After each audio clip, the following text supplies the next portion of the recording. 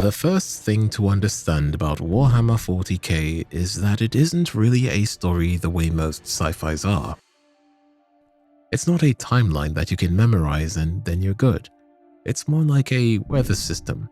It's a setting where the default condition is conflict and where peace is treated the way people in horror movies treat safety, as a brief illusion right before something starts scratching at the door again. In this far future universe, the galaxy is old. Not old in the sense of centuries, but old in the way empires rise, flourish, collapse, and are forgotten so completely that their ruins become little more than superstition to the civilizations that come after. Most places don't get a neat narrative in this world. They get a few surviving records, some half-burned archives, and maybe a shrine built over a crater, and then the universe moves on. This is important because it means our instincts for understanding this world are correct. We don't have to explain everything, because honestly, the setting almost fights you if you try. Warhammer is designed so you can zoom in and tell a story about one war on one world, and the universe doesn't change at all. It's just a random Tuesday. And that's where Dawn of War is brilliant. It gives you a small pocket of the galaxy and doesn't try to carry the entire franchise on its back. It starts with a conflict that starts like a fairly normal military problem, and then slowly reveals that nothing in this setting is ever normal. So I'm here to do this the right way. We're going to start wide, very wide, get our bearings, and then descend into this madhouse, into a single corner of Imperial space where everything goes wrong in a very particular way, and once we get there, we're going to talk about a lot of things. Before going any further, let me tell you how this is going to go. We're going to start with where the world is when the game begins, but then I'm going to take you all the way back to the start. We are going to rush through the important bits of what happens in both the overall universe and the story of Dawn of War itself. Warhammer fans are probably going to think this is the lore channel equivalent of the Horus Heresy, but bear with me. After setting the backdrop in which the story of Dawn of War unfolds, we're going to talk about the factions that we encounter in the story, and then close with a bit of commentary as to what the game really means. There's going to be a lot of stuff and terms that you might not know, but stick to it. I will explain everything eventually. By the end of the video, your brain will have several aha moments, as you'll understand why the story of Dawn of War unfolds the way it does. Let's begin. Humanity in Warhammer 40k is not the optimistic spacefaring civilization you might be used to from cleaner sci-fi. It's not the kind of world that says, we explored the stars and became this enlightened high species. It goes more like, we explored the stars, survived the parts that tried to eat us, and then built an empire that endured for so long that now we live in a time where it can only stay together through fear, faith, paperwork, and some good old-fashioned religious fanaticism. Oh, and the absurdly cool Space Marines. That empire is the Imperium of Man. It's massive, so massive that even calling it galaxy-spanning doesn't really communicate what it really means in practice. It means there are countless worlds that are technically part of the Imperium, but really, they're living in their own little reality. Some of these worlds are rich, some are starving, some are industrial nightmares. Some are frontier colonies that get forgotten until somebody screams for help, and the message takes 10 years to deliver. The Imperium is a theocracy, and it's deeply paranoid. It treats deviation as danger, and danger as infection that needs to be rooted out. It's a regime that believes survival requires obedience, and that knowledge, real knowledge, should be contained, controlled, and handed out like a controlled substance. And if you don't want to be handed out like a controlled substance, make sure to hit that subscribe button. Don't even ask me what that was. And in the middle of it all, there is, of course, the Emperor, a near-mythic figure who is the spiritual and political center of the entire thing. You don't need the full religious doctrine for Dawn of War. Not Not right now. Maybe later, but what really matters is this. The Imperium is held together by belief and fear as much as it is by fleets and armies. As if this wasn't bad enough, there is one more thing that makes this whole universe even darker. Travel. Interstellar movement through the galaxy depends on a nightmare dimension, not a cute hyperspace. Something volatile and predatory. A place that is made up of emotions and thoughts. A place where your reality can get bent and shatter if you push your luck. In Warhammer terms, this is the warp, and it is basically a reminder that even physics in this world has a dark sense of humor. This matters to our understanding because it means that the Imperium is never fully stable. It is always dealing with distance, delay, miscommunication, and the kind of existential pressure that creates bureaucratic cruelty. When you're governing 1,000,000 worlds and half of them... Actually, scratch that. Most of them are basically out of reach. You don't really pay attention. Not because you don't want to, but because it would be stupid for you to try. So you turn to rules, rituals, blunt force, and that's the stage that Dawn of War steps onto. Just one tiny system in this giant world. So really, how did we get here? Let's go back to the beginning. This little maneuver is going to cost us around 60 million years and a few thousand years as change on top of that. But who's really counting? Warhammer casually throws numbers like this around. It begins with a conflict called the War in Heaven. On one side, a species that would one day become the Necrons. Back then, they were flesh and blood. They were called the Necrontyr, a bitter, short-lived people whose whole civilization was basically built under the shadow of suffering. They come from a world with a violently radioactive sun. Cancer was a very regular thing to these people. They spread to other places, built an empire, and still carried the curse with them. The sickness followed them everywhere. Decay came with it, and death was everywhere. And then something happened. They encountered an older species. The Old Ones. The Old Ones were incredibly advanced masters of technology and the warp. So advanced that it seems like these guys were immortal. These guys were masters of psychic engineering, biology, and interstellar travel. So naturally, the Necrontyr begged them for salvation, but the Old Ones refused. There are many reasons as to why they did this. The Necrontyr were an aggressive and death-obsessed species throughout their own history, and the Old Ones probably saw the danger in granting these guys eternal life.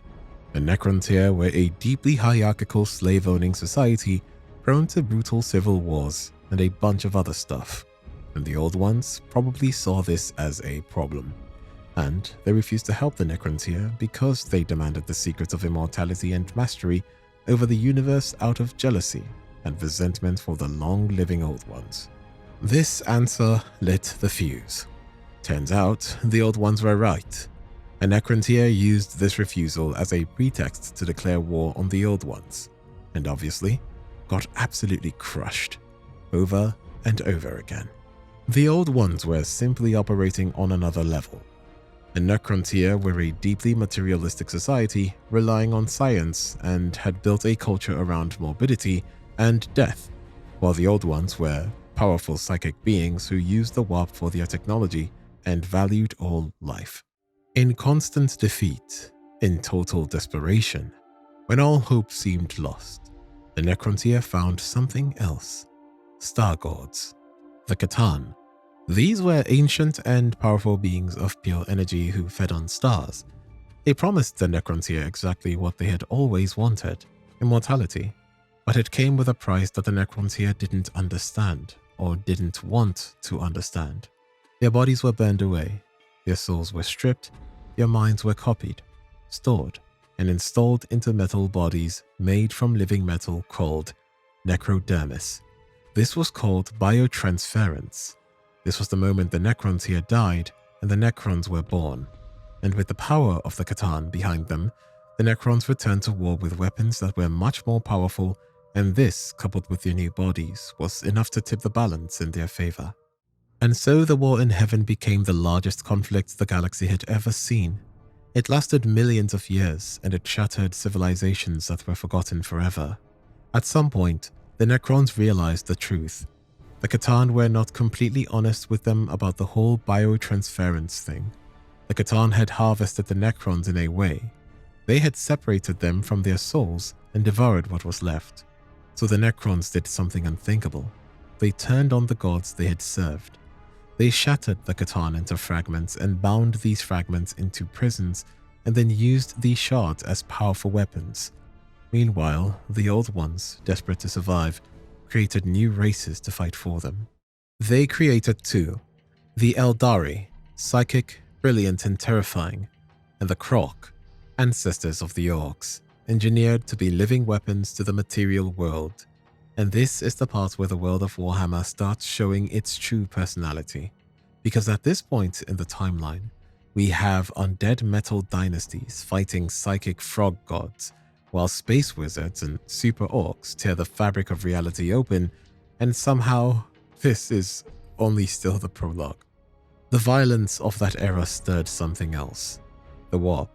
Because the warp is basically a mirrored dimension, a sea of emotion and cyclic reflection, and for a long time it was relatively calm.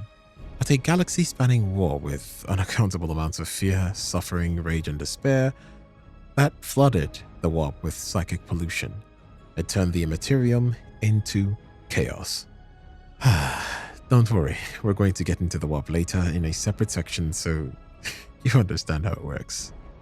Hey, at least as much as I do. In the middle of that instability, warp-spawned horrors started breaking into the real space, in what later myths would call the Enslaver Plague, a catastrophe that helped to wipe out whatever remained of the Old Ones. In the end, the Necrons were damaged, depleted, and faced with a rising Eldari civilization that had basically inherited the galaxy now that the Old Ones were gone. So the Necrons played the long game. They went to sleep, tomb worlds sealed, dynasties burned, and a timer set for waking them up 60 million years later. They would return when the galaxy had softened, when whoever ruled it would be unprepared. After the war in heaven, the Eldari rose, and for a very long time, they were the apex of civilization. They had no serious rival, no equal, no pressure to develop themselves. And that's when something very human happens, even to immortal psychic beings. When nothing threatens you, you get bored. You start to entertain yourself. Art, culture, sensation, experience. Then more sensation. Then deeper sensation. Then indulgence. Over millions of years, a civilization can rot from the inside out as it becomes addicted to all kinds of interesting pleasures and vices. This slow hedonistic spiral was leaving a psychic footprint in the warp, a growing pressure, a gestating god. And we will come back to that, because now we have to go somewhere else, to another far edge of this ancient drama on a small planet another species was climbing out of its egg: humanity. In Warhammer, human history mostly resembles our own, except for one crucial detail. In this universe, the Emperor of mankind exists, a being born in humanity's deep past, when a bunch of psychic shamans got together and foresaw a great doom in the future, and ultimately decided to sacrifice themselves to create an immortal being, a psychic powerhouse called a Perpetual, a being who spends thousands of years guiding humanity from the shadows, stepping forward in different roles across different eras, shaping events in the way he thought was best for humanity. You don't need every detail here. Not for now. What matters is this: the Emperor believes that humanity must be unified, and humanity must be rational. It must not fall to the warp, because the warp is hunger. And if you build a civilization that bleeds emotion into it, it will bleed back, and it will lead to destruction, just like it did in the war in heaven. There was a time when humanity was not the desperate, grim religious empire that you see in 40k and Dawn of War. There was a golden age, a period of technological supremacy, where human civilization solved problems that neither we in the 40th millennium would understand. This era was called the Dark Age of Technology. It was called dark not because they didn't have any technology, but because later humans would look back on it with fear and superstition, as if that kind of power was sinful. Humanity began to interact with the warp, and this made their progression even more impressive. They spread across the stars, colonized galaxies, built wonders, massive sand systems of artificial intelligence. Humanity created machine systems that could design and fabricate technology from any material, standard template constructs, STCs, essentially banks of knowledge and manufacturing logic. Then the system broke. The men of iron, machines capable of independent thought, rebelled and fought against the men of stone, humans like us. Historically, psychic humans were very rare, like 1 in 10 million kind of rare. But by the time of the rebellion and after human psychics began appearing in mass numbers, uncontrolled psychics were a problem because they have no idea how to control their abilities, and basically, they have no one to teach them. They began to attract entities from the warp because psychers have a greater presence in the warp. They become doorways, and that opened the way for demonic incursions. This, combined with the rebellion of the Men of Iron, created a lot of stress, fear, and conflict across human space. All of this stuff made the warp more unstable, creating warp storms which cut off interstellar travel and communications for human colonies, initiating a dark time for humanity, called the Age of Strife. For thousands of years, warp storms made travel and communication nearly impossible. Human worlds were cut off from each other, stranded in the dark, attacked by all kinds of harm, collapsing from internal wars, dying from scarcity, or being ruled by nightmare tyrants that had reverted to barbarism. Earth, now called Terra, fell into despair as well. The planet had long run out of its natural resources, and it descended into warring techno-tribes fighting over scraps of the leftover technology from the Golden Age. Mars had also been colonized long ago. It built its own answer, a machine cult, a religion of survival, which would come to be called the Adeptus Mechanicus. Humanity went from thinking it could do anything to barely remembering what it used to be. The Eldari civilization, after millions of years spent in the pursuit of pleasure and decadence, had reached a breaking point. They had chased extreme emotions too much just to feel a little something.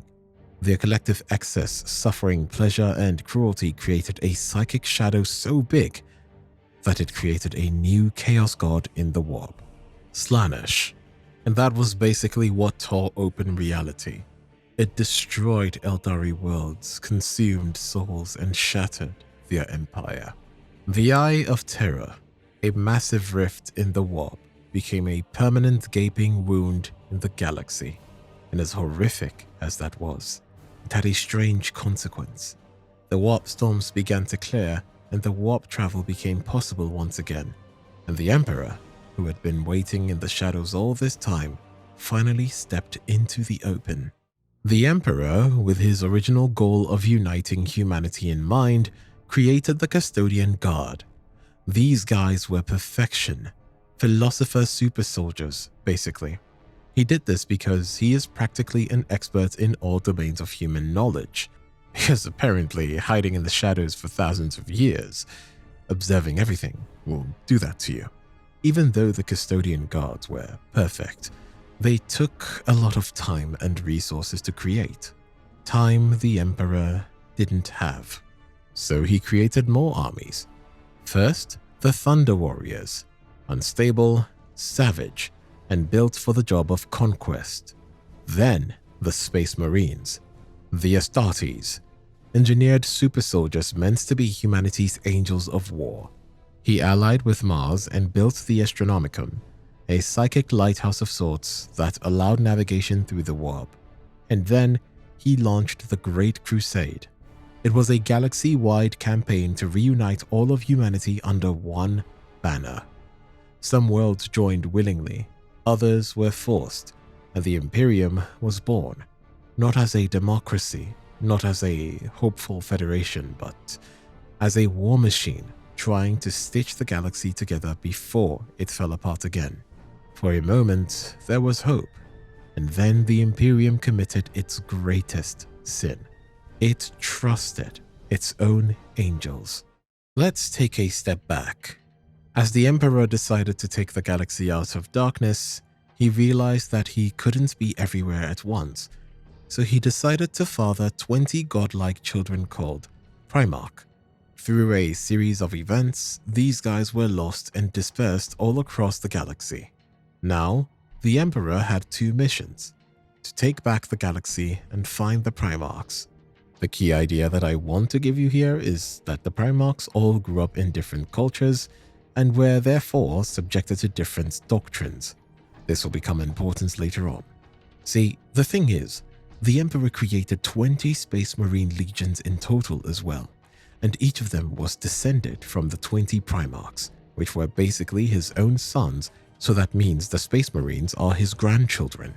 Eventually, the Great Crusade is able to locate all the Primarchs, and things seem to be going well.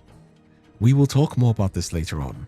Horus, the Emperor's favored son, War Master of the Great Crusade, turned against him. Half of the Space Marine legions fell with him. They had become corrupted by chaos. The galaxy once again burned in a civil war. The Emperor destroyed Horus.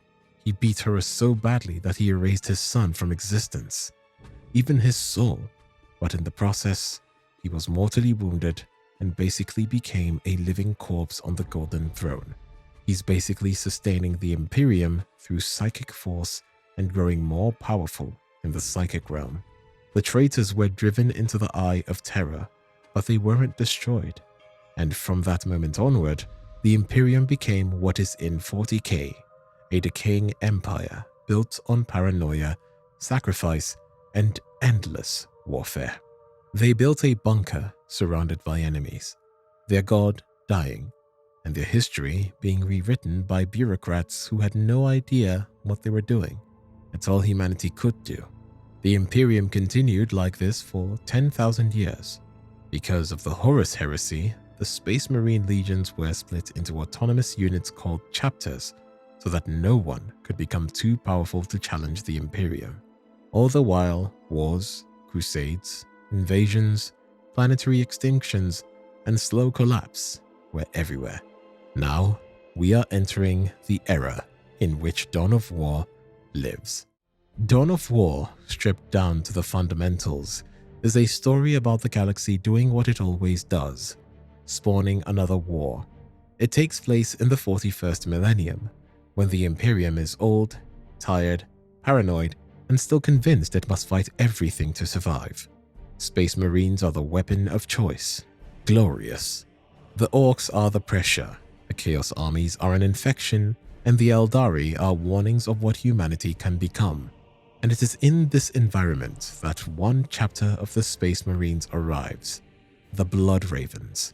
On top of being absolutely badass warriors, they are a chapter that treats knowledge as ammunition.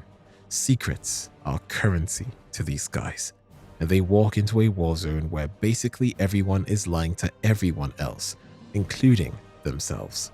So now that we've set the stage, now that the galaxy is wide enough, dark enough, and loud enough, we can finally narrow our view down to one planet, one sector, one conflict, and the story of one strange, methodical, suspicious Space Marine chapter that was sent there to restore order. And this is where Dawn of War begins. The Imperium contains more systems than any single mind can hold, which means that most of these systems don't matter mostly. A world can be nothing more than a footnote for centuries, and then suddenly become a battleground because it sits on something valuable, a resource, a strategic route, an old ruin, an artifact, a truth that should have stayed buried. Dawn of War gives you one of these systems. Not Terra, not some legendary throne world, just a place with enough importance to attract attention. and enough vulnerability to be exploited. A place where multiple forces show up for their own reasons. This is the Korava region of conflict in the game, and the first game takes to a world within it, Tartarus. You don't have to treat Tartarus like the most important planet in the galaxy. In fact, it works better if you don't. Just like everything else in this world, what makes this planet important is what happens to it. It's a thriving colony world. Productive, growing, full of people who believe the Imperium is permanent, and that belief is about to get tested. And with that, Imperial forces arrive in the Korava system. When the Space Marines respond to a crisis, they tend to do it with a story already written in their heads. The story is simple. There is a threat. We have the authority. We have the force. And we restore order. Sometimes that story works. Often it doesn't. The Imperium's greatest weakness is that it wants reality to fit doctrine, which hasn't changed from how empires have worked throughout humanity's history, even in ancient history. But just like everything else in 40k, this system has a past too. 3,000 years before the event of the first game, in the final years of the 38th millennium, the Elder of Craftworld, Bieltan, fought a desperate war on Tartarus. Basically, a demonic incursion led by a greater demon of Combe had torn its way into real space. The Eldari guided the Farseer Maka, managed to stop the invasion, but obviously there were consequences. The demon, instead of being destroyed, was imprisoned deep beneath the surface of the planet, inside a psychic containment relic known as the Maledictum Stone. Tartarus was sealed. It was watched for a while, but of course, it was then eventually forgotten. But nothing in 40k stays truly buried, especially when you have a bunch of immortal beings going around looking for a fight. Thousands of years later, in the 41st millennium, the Bloodraven Space Marines chapter was operating in their home region, the Aurelia subsector. In the recruitment world of Cyrene, Captain Gabriel Angelos and the Third Company of the Bloodravens oversaw the blood trials, which were basically rituals meant to identify people who were strong enough to survive a potential transformation into Space Marines. Instead, Angelos felt that he had discovered heresy. Cyrene was full of mutations, and psychic abilities were emerging unchecked. Worse, when the Inquisition, another branch of the Imperium, charged with dealing with internal problems, arrived to investigate, the truth came out. The population had willingly abandoned the Imperial Creed. Gabriel Angelos was born in Cyrene, and so was his librarian, Isidore Akaios.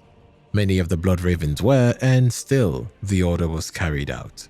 Cyrene, okay, I'm gonna stop us for 1 second here and say I believe Cyrene and Cyrene are both correct.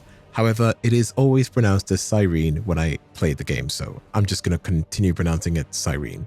Cyrene was cleansed. It was exterminated. Its surface was burned to ash. Its records were sealed. Its name was erased, but rumors spread anyway. Rumors of corruption, of shame, of a Space Marine captain who had destroyed his own world. Angelos carried his guilt with him when he was redeployed to Tartarus. By the time the Bloodravens arrived, Tartarus was an Imperial colony under siege by orcs. What appears to be a straightforward compliance action quickly revealed itself to be something far worse. Local planetary defense forces don't really trust the Space Marines. Mordecai Toth from the Inquisition arrived with warnings of an approaching warp storm and ordered the evacuation of the civilian population. Angelos obeyed, but his scouts discovered something else entirely. The Eldari were still here. Bieltan had come back to Tartarus, attempting to stop the Alpha Legion, whose Chaos Lord Baal and Sorcerer Sindri were using the Orc invasion as cover. Their goal was to get the Maledictum Stone. At first, all sides were fighting blindly.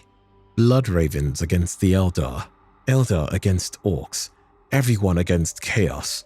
But the truth surfaced eventually. The warp storms were being caused by the maledictum root itself. The Eldari were trying to find a way to contain it. The Alpha Legion was trying to claim it, and Inquisitor Torth knew. He suspected Gabriel Angelos because of Cyrene that he had fallen into chaos, but his suspicion was misplaced because Isidore Akaios, the librarian, had already fallen. Exposed to chaos relics, troubled by the Blood Raven's secretive past and Angelos' choices, Isidore was slowly corrupted. When he revealed his betrayal, Angelos had no choice. He executed his close confidant with his own hands. Sindri completed the ritual anyway, betraying his own master and ascending into demonhood. Angelos took up Godsplitter, a demon hammer that was made from the fragment of the Wailing Doom I mentioned earlier, and killed him. Angelos thought the threat had ended and proceeded to destroy the Maledictum Stone. It was a mistake. The greater demon of Khorne was released. Tartarus was revealed as an altar. The Blood Ravens and the Eldari barely escaped, and the planet was lost. And Angelos swore vengeance against chaos, against himself, and against whatever truly lay buried in his chapter's past. That's where the main game ends. Then we are treated to one of the expansions, Winter Assault, which takes place on the frozen world of Lorne 5, where Imperial Guard forces under General Stern were dispatched to recover a long-abandoned Adeptus Mechanicus Titan. Obviously, Ultramarines were sent to assist.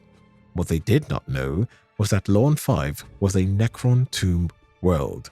Remember those guys dying of cancer who declared war on this other really sophisticated species? Yeah, this is one of the places they went to sleep. Elder Farsia Taldir of Uthwe came there to stop the awakening. Chaos forces under Lord Krull wanted to, of course, corrupt the Titan, and Orc warbands roamed the surface just looking for a fight. The conflict went about as well as you can expect. Everything collapsed into chaos. Alliances formed and broke within days. Orc war boss Gorguts rose to prominence by killing Lord Krull and taking his head as a trophy. The Eldar are pretty arrogant people, so they betrayed the Imperials by using them as bait to stop the Necron awakening. By the end of the expansion, even though the Titan was critically damaged, it was still saved, but the Imperium was abandoned to the onslaught of the Orcs. Let's move to Cronus, a world scarred by the Horus Heresy and later rebuilt as a mining planet. It had fallen during the Lythesh Sector Crusade to the Tau Empire, commanded by Shazla Kays. This is where Dark Crusade, the second expansion to Dawn of War, takes place. The Imperial Guard shows up seeking vengeance, and Gorguts arrives and unites the Orcs. The Word-Bearers hunted Krull's severed head as a relic. Necrons and the Eldari were looking for their own angles from the whole thing. Then the Blood Ravens showed up. It was 3 companies commanded by Captain Davian Thule, under orders from his chapter master, Azariah Kairos. Oh, and this chapter master ends up being corrupted by chaos later on in the franchise, by the way. The Blood Ravens had simple orders: purge the planet, and so they did. Chaos, Eldar, Necrons, and Imperial Guard, when they refused to withdraw, were all destroyed. Glorious. A bunch of inquisitorial investigations followed, and Farsia Taldir was captured and executed. But it's really in the final expansion of Dawn of War 1, in Soulstorm, where everything really breaks. The Korava system collapses into total war. Warp storms, the Necron waking up, the Eldar intervening, the Dark Eldar raiding. Oh right, I didn't talk about. Yeah, I'll tell you about them in a bit, so. Anyways, the Tau expanding, the chaos being chaos. Imperial forces are divided by this point. They have their hands full with the Sisters of Battle. In the middle of all this, the Blood Ravens deployed 5 full companies under Captain Indrik Boreal. And guess what? They were annihilated. War boss Gorguts returns, and by this point, he has united his merry band of orcs into an unstoppable horde. Korava falls. The Blood Ravens lost half their chapter. Boreal ends up being killed, and the remainder of the force retreats to Aurelia to rebuild what they can. So, now that you're up to speed on some of the basics of the Warhammer world and the story of how things go in Dawn of War 1, now we can really get into the lore behind it all and how this world actually works. Let me just start off by saying, nobody really knows, and pretending to know wouldn't get us anywhere, but we can try to understand how things work and why they are the way they are. A good place to start is the Emperor, the creator of one of the greatest empires the galaxy has ever seen, at least from the ones we know about. We already talked about how he helped humanity expand throughout the galaxy and how great a time that was. So let's start a bit ahead with how the downfall of the Imperium began, because that's really what creates the world that we see in Dawn of War. The 31st millennium would become one of the darkest periods in all of human history. It was during this time that Imperium was brought to the brink of collapse. The wounds inflicted during this time would never really heal. This time is known as the Horus Heresy, and while we could spend 10 hours talking about the lore surrounding it, we want to use the Horus Heresy to understand the world as a whole. Despite the sheer volume of records written about it, the event itself unfolded over a very short period of time, just a few years. Something so insignificant in terms of the grand scale of time that Warhammer loves playing around with was exactly what changed the galaxy forever. When you strip the thing down to its core, the Horus Heresy was basically a mutiny.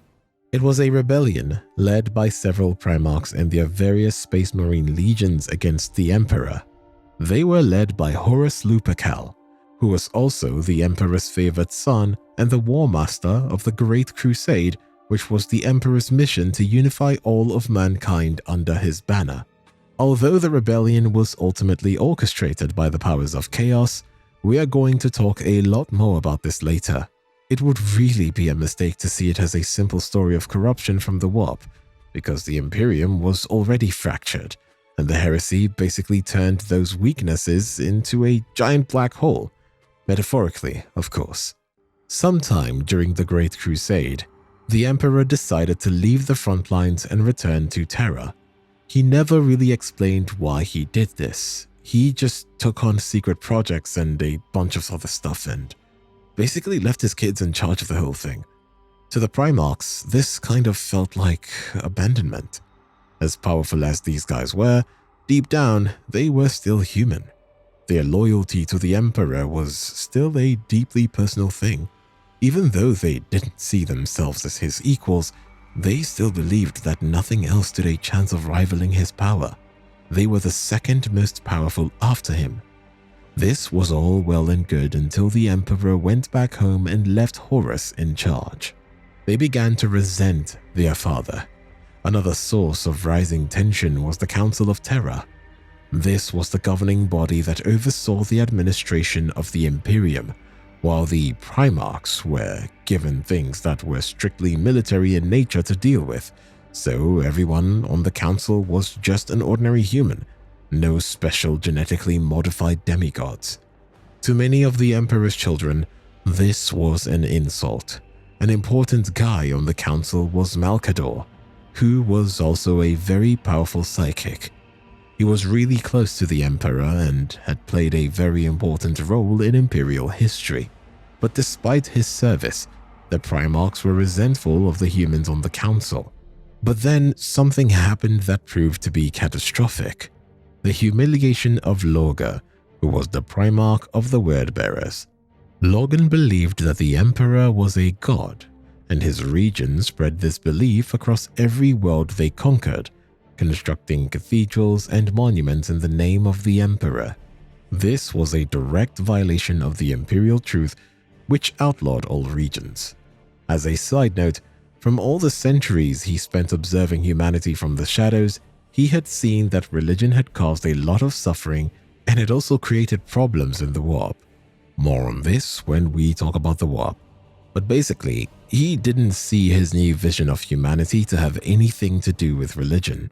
For years, the word bearers were tolerated, but their conversations were slow. Their world required years of indoctrination. Eventually, an investigation was launched. What the Imperium found horrified it. It turns out that the entire populations had been converted by force, and those who refused to worship the Emperor were executed.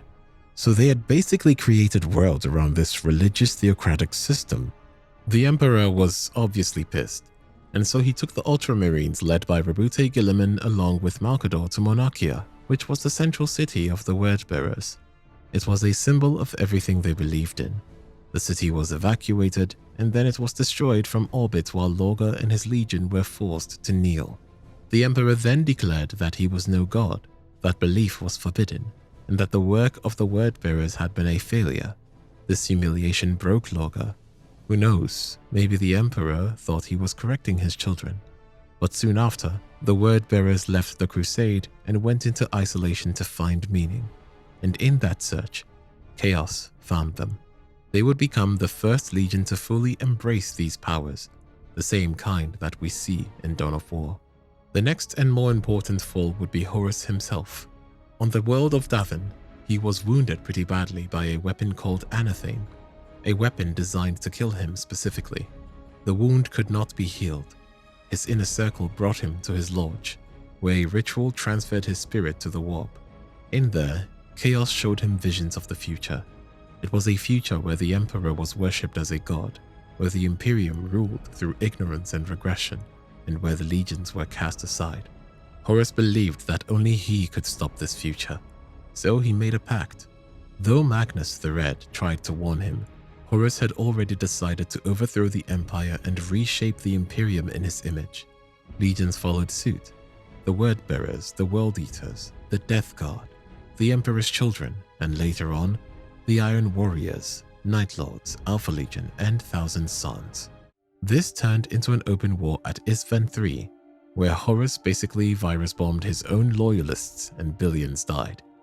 Only one man escaped to warn Terra, Nathaniel Garrow of the Death Guard, and at last the truth was out. But by this time, it was already too late. Several massacres followed, and loyalist legions were annihilated because of this betrayal. Before long, half of the Imperium was on fire. Horus advanced on Terra. Warp storms meant that the Imperium could not communicate properly, and this delayed reinforcements. Mars fell into civil war.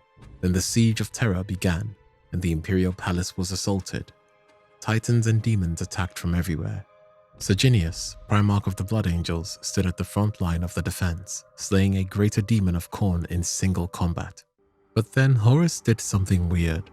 He lowered the shields of his flagship, the Vengeful Spirit. Maybe he thought he could beat his father. The Emperor boarded it. Syrgineus reached Horus first and was killed. And when the Emperor came first with Horus, he hesitated. Horus was his favorite after all. Horus attacked the Emperor and incapacitated him. Only now did the Emperor decide to attack him without holding back. He destroyed Horus's soul completely and erased him from existence. That's pretty badass. The heresy had been defeated, at least for the time being. But the Emperor was mortally wounded and carried back to Terra and placed on the Golden Throne. Malcador sacrificed himself to give the Emperor the final strength he needed to survive. Even though the heresy had ended, it changed the Imperium forever. Traitors were chased across the galaxy by Guilliman and his Ultramarines. This is called the Great Scurrying. Then came the Reformation, and the legions were broken into chapters, which is why the Blood Ravens are a chapter and not a legion. We will talk about this when we get to the factions we see in Dawn of War. The Codex Astartes was written, and power was divided to prevent another War Master. The High Lords of Terra took command. Religion made a comeback. That's the irony of it all. The Emperor, the guy who had despised worship, became a god, and in that irony, the Imperium found a little stability, at least for the time being. The Emperor is still a central figure in the Imperium because his role changes after this. And to understand this new role, you have to understand the Imperium as a whole. The history of the Imperium is all connected. It's basically an iPhone update. Small incremental changes, but after a long enough time, if you haven't been paying attention, it looks very different from when you first started looking. Even though technically the age of the Imperium began when the Emperor ended the Unification Wars, most people when they talk about it mean the stretch from the end of the Horus Heresy through to the present day in 40k. It's basically the period where the Imperium became what we see in Dawn of War, hardened and institutionalized. But the opening phases still matter, so let's go through them to understand the evolution of this empire. By the 29th millennium, Terra is no longer a unified homeworld. For almost 5,000 years, the galaxy has had to deal with warp storms. This is the Age of Strife. During the age of technology that came before, humanity had spread everywhere, but the collapse had caused everything to disconnect. The empire splits up, some societies disappear, others change, and for many, even the idea of Terra becomes a half-remembered legend, something the people with tinfoil hats talk about on their late-night radio shows. This is where the Emperor does his whole thing. He also makes a treaty with the tech priests of the Mechanicum. Despite his apparent distaste for religion, he lets these guys slide. By the end of this century, the Emperor is ready to start his Great Crusade. The crusade officially began in 798 M30, as the warp storms finally calmed down, and the galaxy opened, and the Emperor sent his legions everywhere to unify the galaxy once again. These guys weren't exactly explorers in the soft romantic sense Star Trek shows you, but as military powerhouses, starships, space marines, Imperial Army auxiliaries, which were basically hordes of ordinary men substituted for cannon fodder and Mechanicum assets.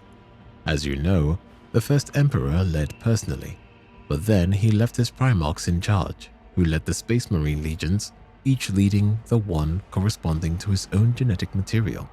The way these guys deal with the human colonies they find is pretty standard. If anything doesn't fit the Imperial standard, xenos, threats, human empires, anything deviating too far from the human genome by mutation or incorporation of alien DNA are all basically exterminated. Completely. So, everything looks good here, and after a bunch of cool photo ops, things finally look like humanity might just conquer the entire galaxy without any rival. But then the whole Horus Heresy thing happens. With the Emperor in his chair, physically immobilized, whatever plans he had for humanity are lost. So by M31 into much of M32, we have what is called the Age of Rebirth. It's a time of change and reorganization. The Imperium is trying to figure out how to govern itself, how to structure its stupid strong military, what its objectives even are. One central figure here is Rabute Gilliman of the Ultramarines. The Ultramarines, already powerful and numerous, were deliberately deployed far from Terra when Horus planned his rebellion. Since Horus was War Master, he could decide where they should be stationed, trapped behind warp storms and unable to intervene. They arrive just after Horus is stopped, but because of their relative isolation and recruitment base, more on this later, they are by far the most numerous legion that is still functioning. So, Gilliman becomes Lord Commander of the Broken Imperium. First, his priority was the whole hunting the traitors down thing, and this goes on for a long time. They basically hunt the traitors throughout the galaxy, either destroying them or pushing them into the warp rift known as the Eye of Terror. Gilliman's other major move was more structural. He reforms the Imperium's military to prevent another Horus, so he does this thing called the Second Founding in year 21 of M31, where he breaks the Loyalist Space Marine legions into chapters of 1,000 Astartes each. The old Imperial Navy is split and the Imperial Navy is separated from what becomes the Astra Militarum. Everything becomes more specialized and autonomous. Oversight and supply are standardized through a new Departamento Monitorum, and disciplinary officers called commissars are embedded into regiments and ships. These guys have just one job. They have to prevent any single commander from rising through the ranks to challenge the Imperium ever again. The High Lord structure is also formalized, the 12 heads of the Imperial government and the Senatorum Imperialis beneath them. High Lords did exist before, but now with the Crusade over, they became the main power controlling the Imperial system. But then, even as these guys are trying to stabilize everything, the Imperium starts losing the people who could have anchored it. or were actively doing so. Multiple loyalist Primarchs disappear. The Lion, Korax, Leman Russ, Rogol Dawn, Jagatai Khan. Guilliman is wounded and placed in stasis. Chaos begins its long war as Abaddon Horus's former second-in-command launches the first strike of his Black Crusades. And obviously, this continuing loss has a predictable psychological consequence on the masses. Faith returns. Even though the Emperor had enforced the imperial truth by banning worship in a plan to starve chaos, groups had always seen him as a god, and those beliefs grew after the heresy. By early M32, the Imperium could see the usefulness of a church as a tool of unification and control. So, they did the most logical thing. The largest emperor-worshipping cult, the Temple of the Savior Emperor, is incorporated as the state religion, the Adeptus Ministerium.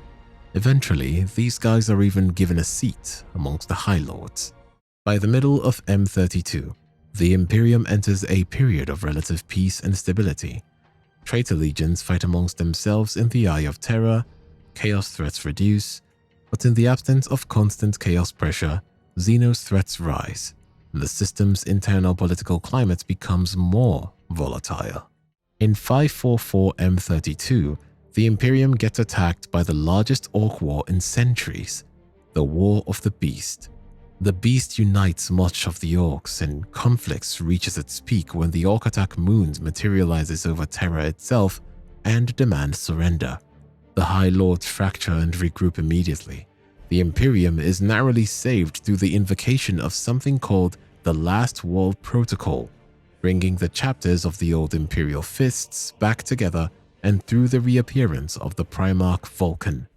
The ancient Orc homeworld of Ulanor is attacked and ordered to be subjected to exterminatus, meaning it has to be obliterated, and in response, the Death Watch are formed, a force of space marines drawn from different chapters to better protect against Xenos threats. At this point, let me clarify what I mean by Xenos threats. The word basically refers to any threat to humanity from any other race, ranging from ravenous Tyranids and warlike Orcs to the Tau, who are obsessed with technology, ancient Necrons, and the hedonistic Eldari. All these groups are trying to dominate the galaxy through their own methods. The word Xenos is used to identify any race outside of humanity. Anyways, this destabilizing effect doesn't stop with these things. After the war, political chaos erupts, the whole 9 yards. Coups, assassinations, and tyranny, followed by restoration and the retreat of the Space Marines back out of Imperial politics. I could go on for a while about this, but it's really a similar pattern. It's an era of civilization that is grinding against its own weight, a lost people who can't figure out what to do next. The Forging, the Nova Terra Interregnum, the Age of Apostasy, the Age of Redemption, the Wasting, and finally, the Time of Ending. Each one of these eras is basically a reaction to the one that came before it and creates the one that comes after it. Reaction to reactions to reactions, which are then hardened into permanent institutions. And it's exactly this kind of cycle that creates the environment we see in Dawn of War. Speaking of institutions and the kind of world they create, it's also very important and much harder to understand how this system works in the present day in the Warhammer universe. And to be honest, we're not going to solve the Imperium because it's the biggest interstellar empire in the galaxy. 1 million worlds spread across the stars, kept in contact only by the reliable tide of the warp. This thing is trying to hold itself together against constant pressure, alien invasions, demonic incursions, and betrayal from within, with a history of trust issues. And keeping all of that running is complicated. It involves tightening departments, law enforcement agencies, ancient pacts, multiple military and paramilitary forces, and a colossal space bureaucracy attempting to oversee it all. Talking about it all would take a while, and even Games Workshop doesn't have that long. Over the years, lots of organizational structures have been published, but departments shift, positions rotate, offices get left out, and the return of Guilliman makes everything even more complicated. So the cleanest approach is to treat it like a layered system. Authority at the top, priesthood underneath, and then the vast machinery of the Adeptus Terra that makes the Empire function. At the very top, at least in theory, the highest authority in the Imperium is the God Emperor of mankind, ruling his golden throne on Terra. But it's not that simple, because this guy has been catatonic and largely unresponsive for the last 10,000 years, and very few people actually get to see him. So even though he's the figurehead, he only really affects the Imperium through a few narrow channels. Occasionally questionable miracles, extremely rare interactions through the Adeptus Custodes, and the even rarer instance of a person actually being allowed into his presence, someone like Rabute Guilliman. So technically, he is in charge, but in reality, power is elsewhere, at least in the material world. The real power rests in the hands of the Senatorium Imperialis and its ruling council, the High Lords, with each lord being the head of one of the Imperium's major organizations. Which exact offices get seat changes over the years depending on the reactions to what I was telling you about earlier? Some of these are basically permanent. The Master of the Administratum, the Ecclesiarchy, and the Fabricator General of the Adeptus Mechanicus are described as important, so they are pretty much guaranteed spots. Other seats rotate, and the decisions they make are what really define what the Imperium is doing, responding to large-scale Xenos threats, appointing people, and devoting resources. To enact these orders, the Senatorium itself is thousands strong, high-ranking officials, nobles, and anyone with the power and influence to be involved, all trying to make the policy real, while advancing their own schemes, of course. So really what I'm trying to say is, authority is pretty much dispersed throughout, and it's not really clear who is in charge. The most obvious person at this level is Rabute Guilliman, holding the dual ranks of Imperial Regent and Lord Commander of the Imperium. Imperial Regent is a civilian title, the representative and proxy of the Emperor in all matters of the state. Lord Commander of the Imperium is a military title granting supreme authority over Imperial forces, allowing Guilliman to chair the Senatorium Imperialis. So in the present structure described here, Guilliman has supreme authority over both civilian and military affairs. Even though the High Lords also claim supreme authority and Guilliman sometimes chairs them, apparently this causes less friction than you'd expect, because Guilliman's focus is the Indomitus Crusade, not the daily administration of the Imperium. He maintains a council of High Lord representatives, the Council of Terra, advising him when he's out campaigning, and then, just to keep things simple, there's a third top-level force. The Inquisition, formed by Malcador after the Horus Heresy, is designed to seek out the enemies of the Imperium, and it operates outside the regular power structure, like a secret police force. Fully invested Inquisitors have, in theory, the ultimate authority to requisition whatever they need, but the potential for abuse is checked by a beautifully Imperial mechanism, which is basically the fact that all Inquisitors have this power, and they all disagree about what constitutes acceptable use. So in practice, an Inquisitor has as much power as they can wield without provoking too much resistance from other Inquisitors, from conclaves, from internal politics. Are they above the High Lords? Below? Above Guilliman, perhaps? Honestly, just like everything else in Warhammer, it's difficult to say. Sometimes an inquisitorial representative is a High Lord. Other times inquisitorial investigations are launched into High Lords. It all depends, really. And beyond these competing claims of who's the bigger dog, we move into the broad category called the Adeptus, priesthoods, in the sense that all of them serve the will of the God Emperor.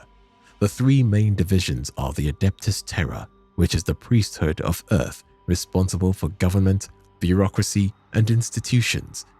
The Adeptus Mechanicus, the priesthood of Mars, responsible for technology, and the Adeptus Ministorum, the priesthood of priests, responsible for the state religion.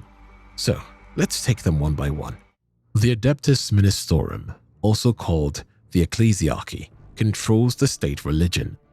The worship of the God Emperor, known as the Imperial Creed of the Imperial Cult. They weren't part of the original Imperium power structure, but after the Horus Heresy, they grew in status across millennia, until they were formalized as one of the Adepta in the 32nd millennium. Since then, they have become one of the most powerful arms of Imperial authority, present on almost every Imperial world and very involved with other Imperial organizations. The shape of that presence: armies of preachers and confessors ministering to the population, the building and maintenance of churches and cathedrals, the church taxes that come with that, and religious officers supplied into other imperial branches, including military ones. In the 41st millennium, the time we see in Dawn of War, they are completely merged with the imperial power structure, and the ecclesiarchs sit as one of the High Lords. They are split into a dizzying array of wards and whatnot, and they even maintain their own cardinal worlds under full church control. Basically, this organization has 3 subgroups, and this is important because we see one of them in Soulstorm, Missionaria Galaxia. They spread faith to newly discovered worlds. Missionaries might preach openly or embed themselves in non-imperial cultures for decades, slowly merging existing beliefs with worship of the Emperor. They are found on military vessels and among rogue trader arrangements, especially when rediscovered human cultures are found. Schola Progenium, a state orphanage system run by the Ministorum, takes in and trains orphans of imperial servants for lives within the Adepta. Its graduates serve across the hierarchy, the Administratum, the Commissariat, Militarum Tempestus, and also the Ministorum's own military army, the Sororitas, which is up next. Adepta Sororitas, the Sisters of Battle, are the ones we see in Soulstorm. This is the militant arm of the Ministorum, and importantly, they exist as a loophole. The ecclesiarchy was once banned from holding men under arms after one coup too many, and the Imperium's very understandable trust issues. So the Sororitas became an all-female military organization that gets around that ban. They split into many orders based on Terra or the cardinal world of Ophelia 7, but actually spread across the galaxy. There are non-military orders that have to do with translation, negotiation, good old-fashioned manipulation of noble bloodlines to ensure favorable heirs and medicine. But the most prominent are the military orders, zealous armies equipped with some of the most expensive arms and armor in the Imperium, because the ecclesiarchy is rich. Organized mass religion has that big money potential depending on how it's used. On the other side of the big 3 priesthoods is Adeptus Mechanicus, responsible for the regulation and development of technology throughout the Imperium.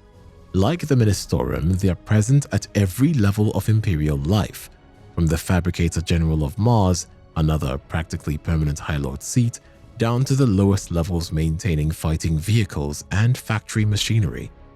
But unlike the ecclesiarchy, the Mechanicus is described as more of an ally than a direct arm of the Imperium.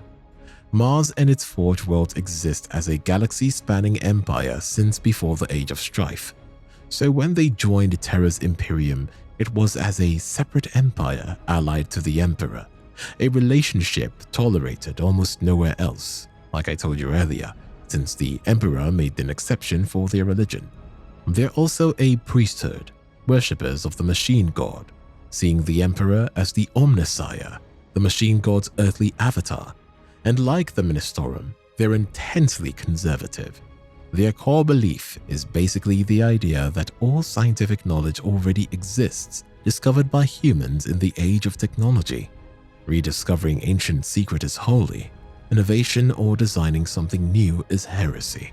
Internally, they have countless layers and cults. Every ranking Magos and tech priest tends to be a master of their own forge, with ultimate power over the lives of workers and over their military forces. The rest of the Imperium deals with Forge worlds through ancient depths. Tech priests serve in the Astra Militarum, tend Imperial Navy engines, teach the tech marines of the Adeptus Astartes, but wherever they serve, they're seen as outsiders. The most notable sub-organization they have is the Titans, which are the largest and most powerful ground-fighting vehicles used by the Imperium, worshipped as god engines. Though part of the Mechanicus, the leadership of Titan forces has more independence than most, semi-autonomous armies with significant leeway in where and how they commit. Now we get to what can be called the biggest sector of the priesthood, the Adeptus Terra. But it's not really a single department. It's more of an umbrella term for the huge number of organizations that actually run the Imperium, covering everything from taxes to military organization. It doesn't have a single representative on the High Lords because its sub-factions are so large that many of them have their own High Lords, their own forces, and supreme authority over their own domains. And this is where the Imperium as machine really shows itself. Overlapping agencies, overlapping mandates, each with teeth, but it does have some notable groups that we can talk about for Dawn of War. The Adeptus Custodes, originally the Legio Custodes, the Emperor's bodyguard, one of the most elite military forces in the Imperium. After the Emperor is confined to the Golden Throne, they are renamed Adeptus Custodes to fit the power structure, but they remain separate from the Imperium, concerned only with the Emperor's life, standing outside politics and administration. An edict of restraint confines them to the Imperial Palace on Terra for 10 millennia, unwilling and unable to operate in force beyond it, until it's dissolved with Guilliman's return. Now they act against any threats that could affect the Emperor, giving them broad jurisdiction across the galaxy. Their leader, the Captain General, can hold a High Lord seat, but that's pretty rare. The Adeptus Astra Telepathica, operating from the Obsidian Keep on Terra, is responsible for the collection, control, and tight of psychers. Their recruitment arm, the Black Ships, which patrol the Imperium collecting rogue psychers. The worlds of the Imperium are bound by law to hunt psychers down and hand them over so they can control their psychic presence in the warp and prevent demonic incursions. On Terra, the recruitment arm, Scholastica Psychana, weeds them out, rates their strength, and trains them for roles in Imperial life. Most prominent are astropaths, psychers who undergo the soul-binding ritual with the Emperor and can communicate across vast distances through astral telepathy, the chief way the Imperium holds itself together. They maintain militant forces, the Sisters of Silence, all female psychic blanks charged with hunting psychers. Affiliation to Telepathica is symbolic here, described as an independent force. In the 41st millennium, they answer to Guilliman after reinstatement and still crew Black Ships. Black Sentinels, the Telepathica's real military arm, guarding facilities, crewing ships, watching astropaths for signs of corruption. Then we have the Adeptus Astronomica, which is a psychic beacon guided by the Emperor, serving as a pole star for Imperial navigators. Without it, interstellar travel breaks down. Based on the Forbidden Fortress on Terra, the Adeptus Astronomica maintains and fuels the beacon. Initiates are inducted into a monastic order, prepared for years, and then take position in the Great Choir. Psychic energy leashed away over months to power the beacon. Many of these guys die every single day, but the role is so vital that the Master of the Astronomicon is another frequent High Lord seat. The Adeptus Arbites, keepers of the Lex Imperialis, imperial law operating across the Imperium as enforcers of Adeptus Terra authority. Arbites precinct houses exist on almost every world, watching planetary governors as much as citizens. They focus on imperial law, not local law. Petty crimes are beneath notice, but anything that risks imperial obligations, tight delivery, or risks heresy is their business, and they enforce this stuff with brutal force. They're exceptionally well equipped. Precinct houses are fortresses, often the last imperial representatives to hold out during rebellion or other bad stuff that frequently goes down in this universe. The Adeptus Administratum, the largest and most complex portions of Adeptus Terra in the Imperium, has billions of scribes, notaries, and clerks keeping the Imperium running. On Terra alone, their numbers are estimated at 10 billion. and their two biggest departments represent their chief concerns. Departamento Exacta, responsible for raising, measuring, and collecting the Imperial Tide, the thing that makes the whole system run. Because the galaxy is enormous, Imperial worlds are largely self-governing with their own economies, but every world owes a tide to the Imperium. The tide can take many forms and can be linked across systems. Let's talk about a specific model of this system to understand how this works. One industrial world might be tied to supply 10 million lasguns a year. A nearby mining system is tied to provide raw materials. The tide web enables Imperial armies and manufactoria, but organizing it is very complex, including planetary censuses, productivity estimates, galactic transport routes, and coordination with other departments. And the Mechanicus enters here too. A lasgun manufacturer might operate under license from them. The Departamento Exacta adjusts the grades constantly in response to threats, crusades, shortfalls, and lost planets, and those adjustments can plunge worlds into food shortages or flood them with labor depending on Imperial needs. And one of the most frequently tithed resources is humans, which brings us to the second department, the Departamento Munitorum. The Departamento Munitorum raises and maintains the Imperium Standing Army, the Astra Militarum, the Imperial Guard. A tide may be demanded as armed soldiery, raised for the occasion or drawn from existing armies.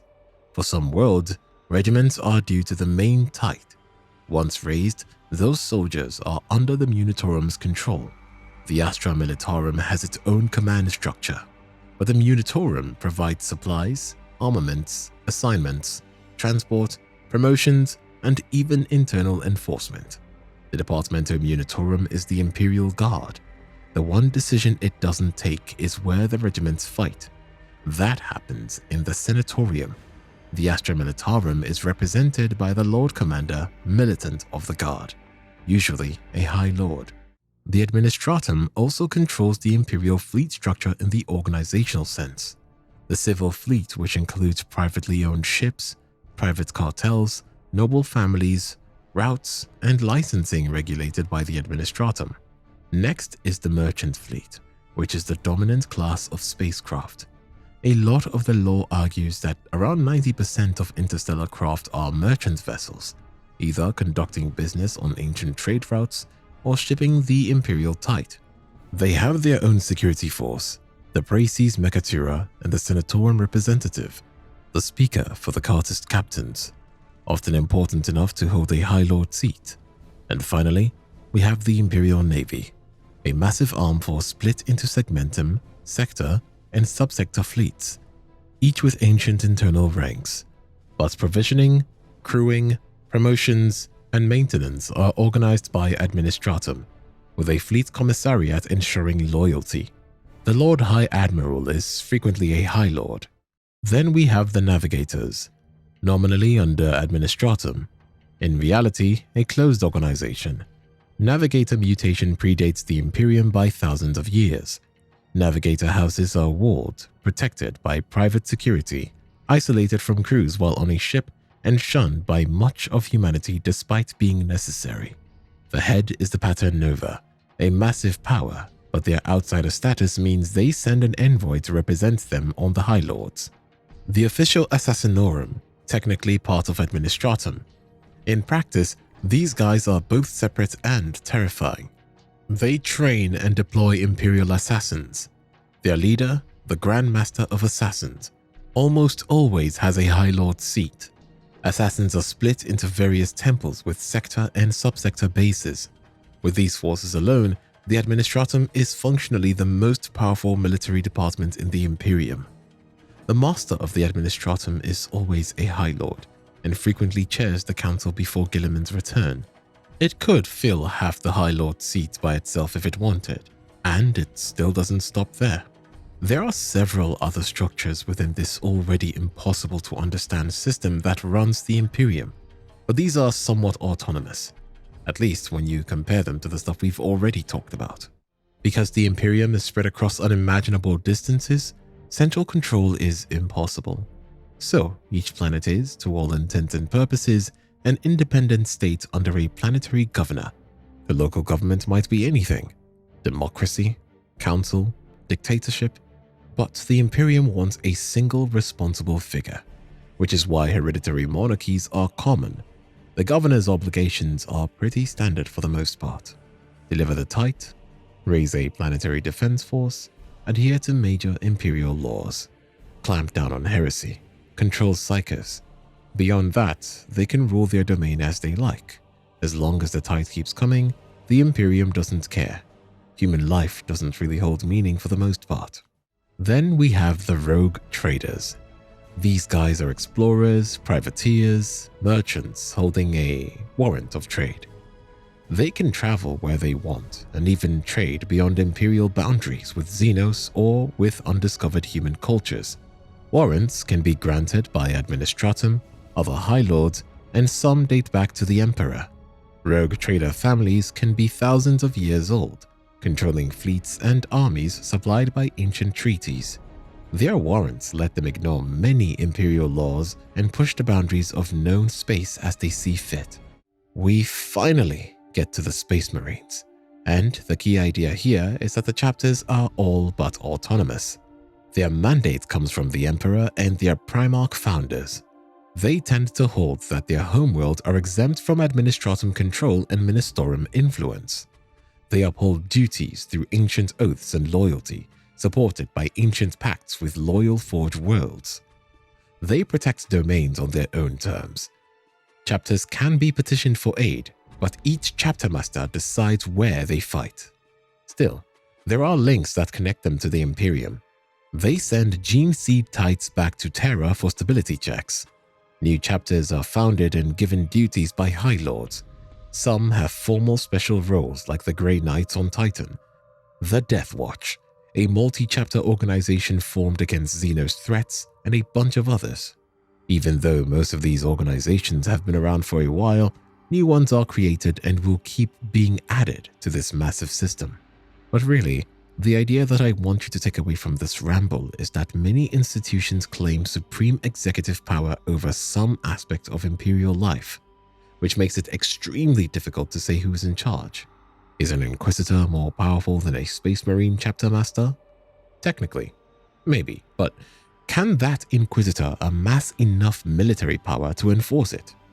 If they try, will other Inquisitors back them or declare them a traitor for pulling forces away from other priorities?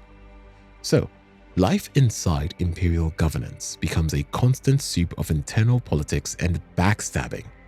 Dilemmas become power struggles, as departments exert authority through the backing of their militaries. Sometimes it's legitimate competing interests. Other times it's greed, corruption, personal obsession, or chaos working through the cracks. And you see this theme throughout various points in the lore. One example is the Badab War, which began as a legal dispute. The Astral Claw's chapter master requisitions industrial output and withholds tithe output under an ancient duty to protect the Imperium, contested by the Administratum of a nearby sector needing that output to meet their own tithe. Both sides pull in Space Marines until 20 chapters are involved. The sector is devastated, and the Red Corsair's Chaos Warband emerges from the aftermath. So what I really want you to take away from this whole thing about the Imperium is that the organization of the Imperium is famously, deliberately dysfunctional. It's part of the grand satire of 40k. It's a colossal Rubik's Cube that has lost sight of why it exists.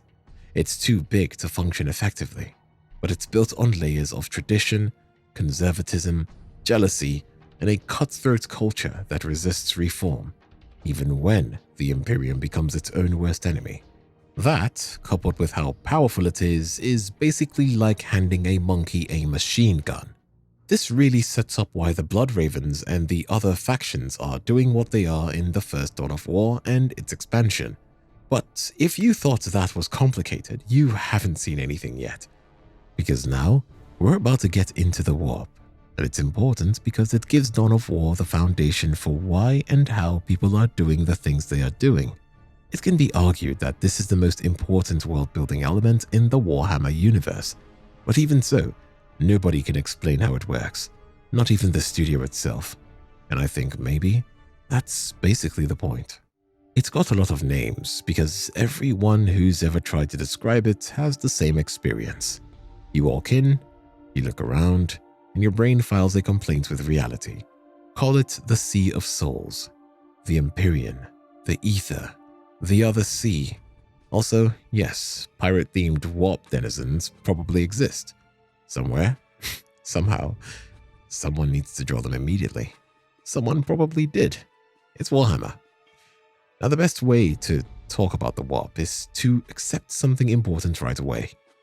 You don't really explain what it is, because even in-universe people don't understand it.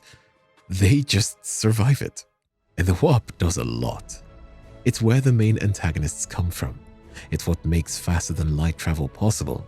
It's the source of the magic system. It is tied to the Emperor, his sons, and basically the entire shape of the Imperium's reality. That's an insane amount of weight for one concept to carry. And it works, because the warp is the kind of tool writers can keep driving past. Any story involving chaos, space marines, the Emperor, Custodes, Primarchs, anything Imperium adjacent, eventually it involves the warp in one way or the other. And the best part is this: even when they do describe it, they describe effects. There are almost no hard rules as to how it works exactly. Underneath everything in 40k, every battle, every super soldier, every planet burned from orbit, every hive city eaten by something with too many legs, there is the warp. It's basically the glue that holds everything together. The reason why Warhammer lore feels like science fiction and mythology at the same time. Why starships rely on ritual. Why technology and prayer have become pretty much the same thing. And if you strip everything away, the armor, the factions, all the noise, the warp is the system that makes the universe behave the way it does. It describes as this alternate dimension that exists alongside real space. A dimension of pure psychic energy. But time and space do not work here the way they do in the material universe. The law of physics don't apply, and cause and effect become unreliable. It's always been present in the universe. Civilizations across history have caught glimpses of this thing, but mostly they don't understand what they are seeing, and that's why it has so many names. Each culture was seeing the same thing and describing it using the language that they had. The warp does many things for the Warhammer universe, but at the fundamental level, it's a plot device. It plays the same role that magic does in fantasy settings. It allows impossible things to happen. It connects stories that wouldn't be possible to connect without it, and it introduces a level of mystery that was not present before. There are rules to the system, but the system keeps them vague, so it can keep telling stories without running into bottlenecks like, hey, you can't do that. Different species have different technology that interacts with the warp. Some of these methods are more reliable than others. In terms of the meta, writers share a loose understanding of what the warp can do. Rulebooks describing common abilities and psychic powers are mostly consistent, but authors regularly mess around with new warp effects, new behaviors, and a bunch of other stuff, and the language they use to describe the warp is metaphorical on purpose. I mean, when it says a ship tears a ragged portal in space-time and crosses infinite dimensions of unspace as reality reasserts itself, it might sound impressive, but it doesn't have to be a physics lecture. It just works for the story. If you try to look at every description literally, you end up inventing more lore just to make the existing lore make sense. So really, the warp has patterns and things can be expected of it. But it's still strange, unstable, and it's allowed to change. The warp is not the only dimension in Warhammer 40k. Other dimensions are also mentioned frequently. Pocket dimensions, hyperdimensional spaces, wormholes, and formless nothingness beyond all dimensions. The Necrons and the Drukhari use non-warp dimensional technology, and wormholes cross between realities. But from all these spaces, the warp is the closest to the material universe. It is described as existing just below the surface of reality, whatever that means, like a world under the skin of our own. Though it's also possible that real space is the shadow, and the warp is a deeper, larger truth. The warp appears to act as a medium connecting realities, a constant pressure that is underneath everything. And that brings me to its most important practical use. The warp is how faster-than-light travel works in this universe. Ships equipped with warp drives can pierce the barrier between real space and the warp, often called the veil, and enter it temporarily. The rift seals behind them as reality reasserts itself. Once inside, ships move by riding the current of warp energy. It's not really clear whether the warp drive just opens the breach or actively pushes it through the warp. Different people have different theories. What matters is that distance inside the warp behaves differently. A journey that takes days or weeks in the warp can mean crossing thousands of light years in real space. But of course, like everything else in Warhammer, the speed thing comes at a cost. The warp is hostile to physical life. Exposure to these raw energies is a problem. Bodies are twisted, minds fractured, and simply looking into it can cause madness. Because of this, ships protect themselves. Imperial vessels seal their viewports. They project Gellar fields, bubbles of real space that keep the warp out. But the warp is not stable. Currents can remain reliable for a long time, then shift or vanish. Ships can be stranded. Warp storms can damage Gellar fields. Sometimes, stranded ships are dragged together by the tides and fused into massive drifting wrecks. Space hulks. Most species only skim the shallowest layer of the warp, known as the stratum aetheris. There are deeper regions no real space species can safely navigate. Time does not flow normally in the warp. A ship might emerge decades or centuries after it entered, even if only days passed on board. In rare cases, ships emerge before they departed. Because of this timelessness, glimpses of the warp are used for divination. The Eldar perceive fate through something called the skein, a web of threads representing possible futures, constantly weaving and unraveling. Each decision may create new paths. Warhammer wisely avoids exploring that too far. It's already complicated enough, and it wouldn't be too useful to the universe if they neatly defined what the warp can and can't do. Warp energy is psychic energy. It is generated by the thoughts, emotions, and souls of living beings in real space. Many species have a connection to the warp. The Old Ones were its greatest masters. The Eldar have intense, brilliant reflections within it. Necrons have almost none. Humans sit in the middle. Most people have only a faint presence, a spark. Psykers are different. Their presence in the warp is like a flame. Strong emotions ripple into the warp, and for some odd reason, negative emotions seem to have more of an impact on the warp. Fear, anger, despair, betrayal. Large-scale disasters can disturb the warp for light years. People might feel unease or madness without knowing why. Psykers can channel warp energy deliberately, producing effects that seem impossible. But this also makes them vulnerable. Being a psyker means being a doorway, and sometimes the door opens too wide. But at the same time, it's not all doom and gloom.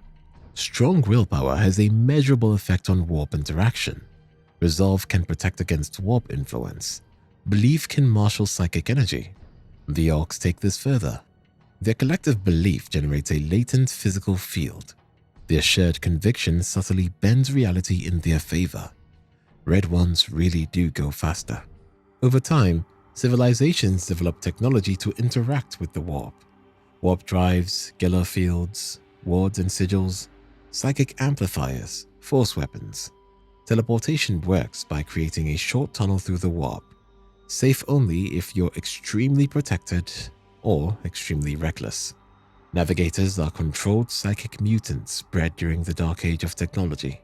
They perceive the warp using a third eye, sometimes visually, but it doesn't always have to be something they see. It can even be a sound or a scent.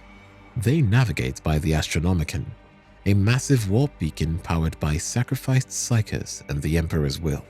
Astropaths are psykers, altered to send and receive messages through the warp, the Imperium's only method to communicate across the vast empire. The warp is never truly under control. Untrained psykers can open portals through their own minds. Rituals can thin the veil between realities. Large psychic disasters can transform entire planets into hellscapes. Some regions of the galaxy exist in permanent overlap. The Maelstrom, the Eye of Terror, the Great Rift. The Eldar avoid warp travel whenever possible. They use the Webway, a network of tunnels between real space and the warp created by the Old Ones. It's safer but damaged. Some paths lead directly into the warp, others into stranger places. The Necrons use dolmen gates and manipulate Blackstone, a substance that can amplify or suppress warp effects. All of these different behaviors surrounding the warp are in line with the specific characteristics of the species. And this is something we're really going to get into when we start talking about the factions of Dawn of War in just a bit. There are also beings inside the warp made of energy. As energy tends to gather, some are animals, some are predators, some are ancient intelligences. Similar emotions gather, and over time, concentrations of emotion force vast sentient powers. Khorne, Nurgle, Tzeentch, Slaanesh.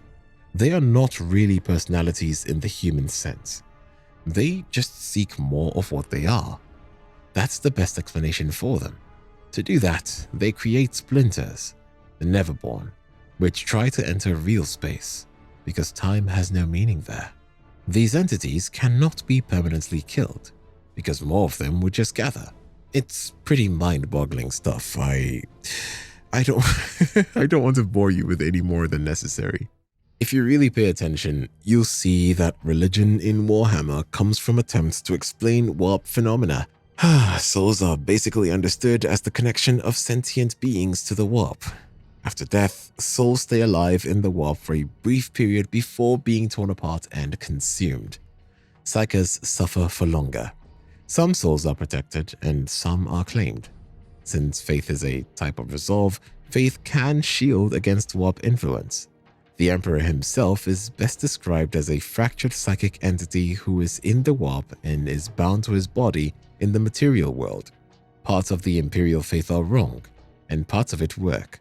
But the religion began because no one really remembers which is which anymore. The warp is science and superstition at the same time. It is a system that works badly, I might say. A nightmare that holds civilization together. It allows starships to cross the galaxy. It allows gods to exist. It allows reality to fall. And now that we understand the medium everything moves through, especially in Dawn of War, we can finally talk about the forces fighting within it. Oh boy. Now that we have set up the world as quickly as possible. Yes, the whole story I told you was the very short version. We can get into the factions that are in Dawn of War and really understand why they're doing the stuff that they are. Let's start with the Space Marines and a general history before getting into the Blood Ravens chapter itself. Sorry, not sorry.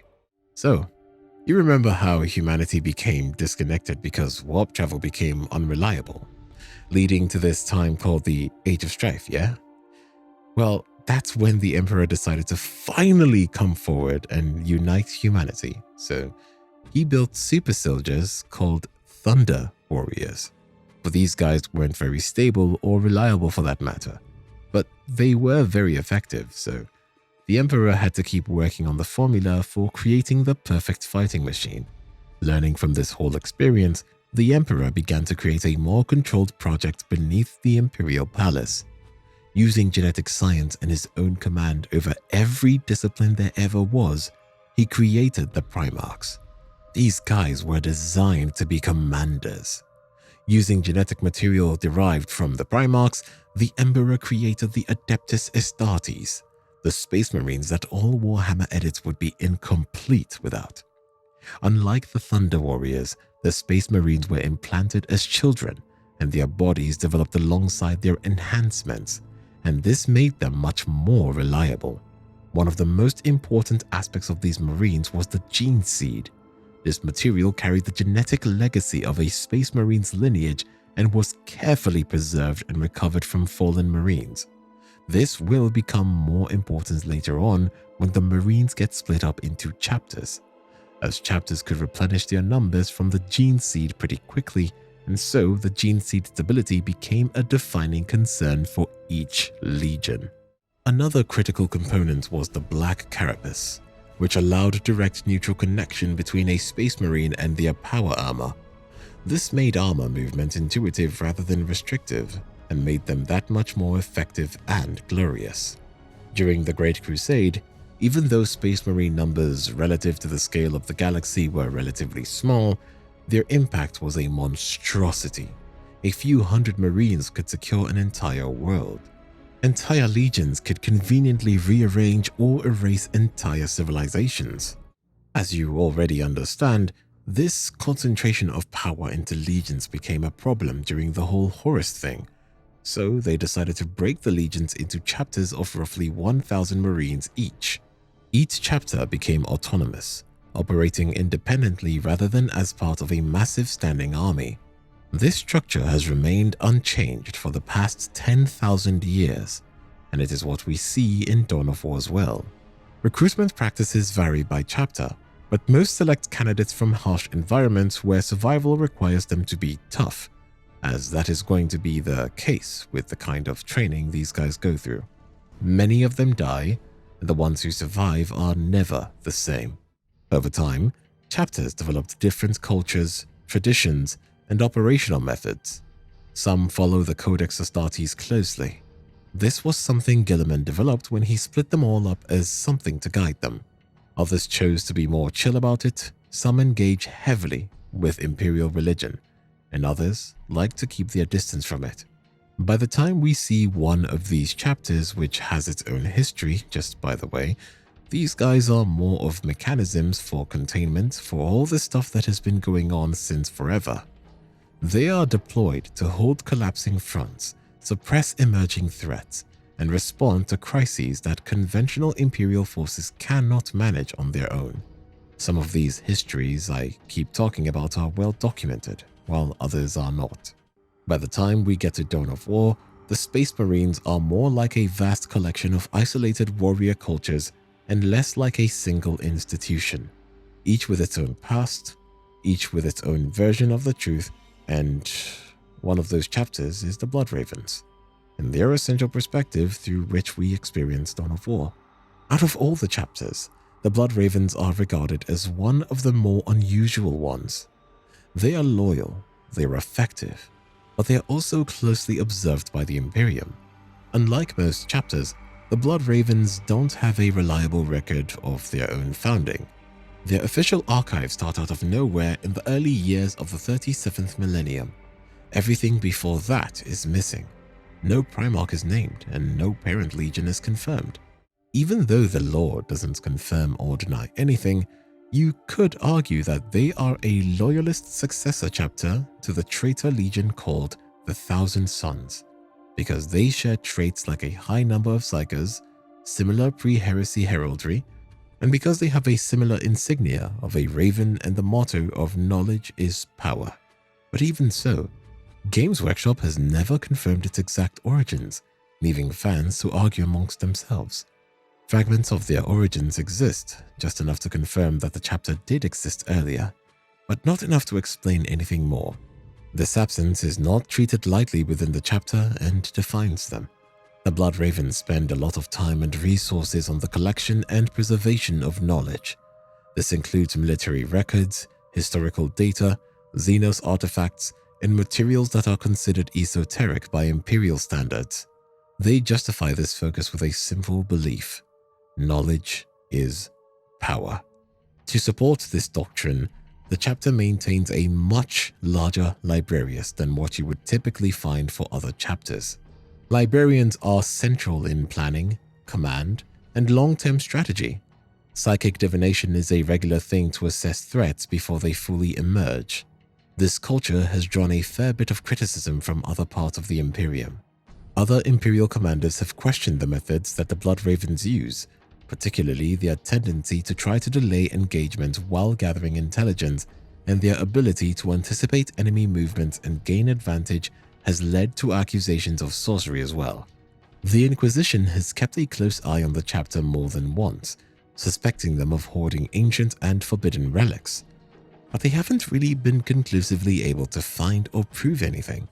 Internally, the Blood Ravens have a strict culture of oversight. Psykers are tested for chaos influence constantly, and those who fail are removed. The chapter accepts that the pursuit of knowledge carries risks, and it manages these risks through control rather than denial.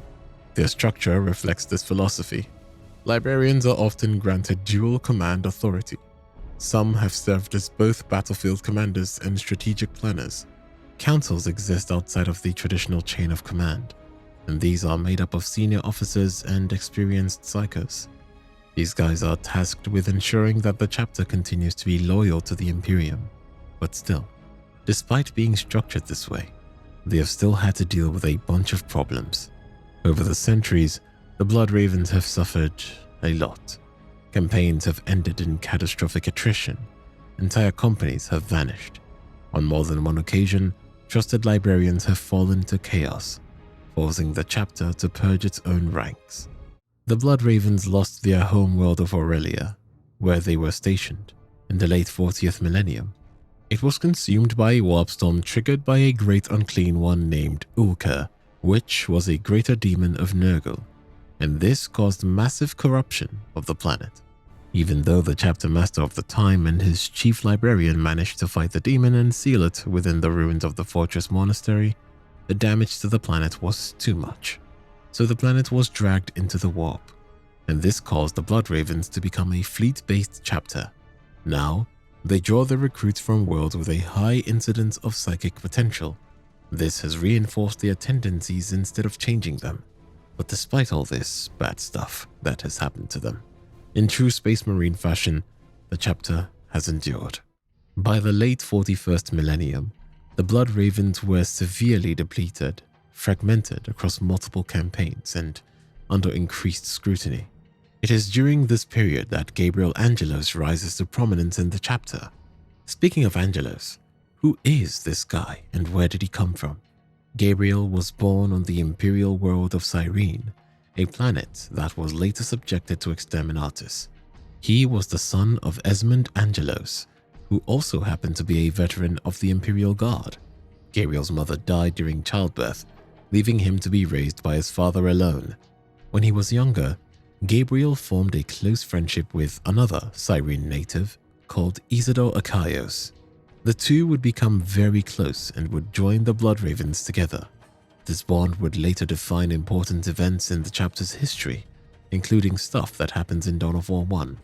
From the early stages of his journey in the Blood Ravens, Angelos showed that he had what it took to be a leader, and over centuries of service, he rose through the ranks while his best friend rose alongside him.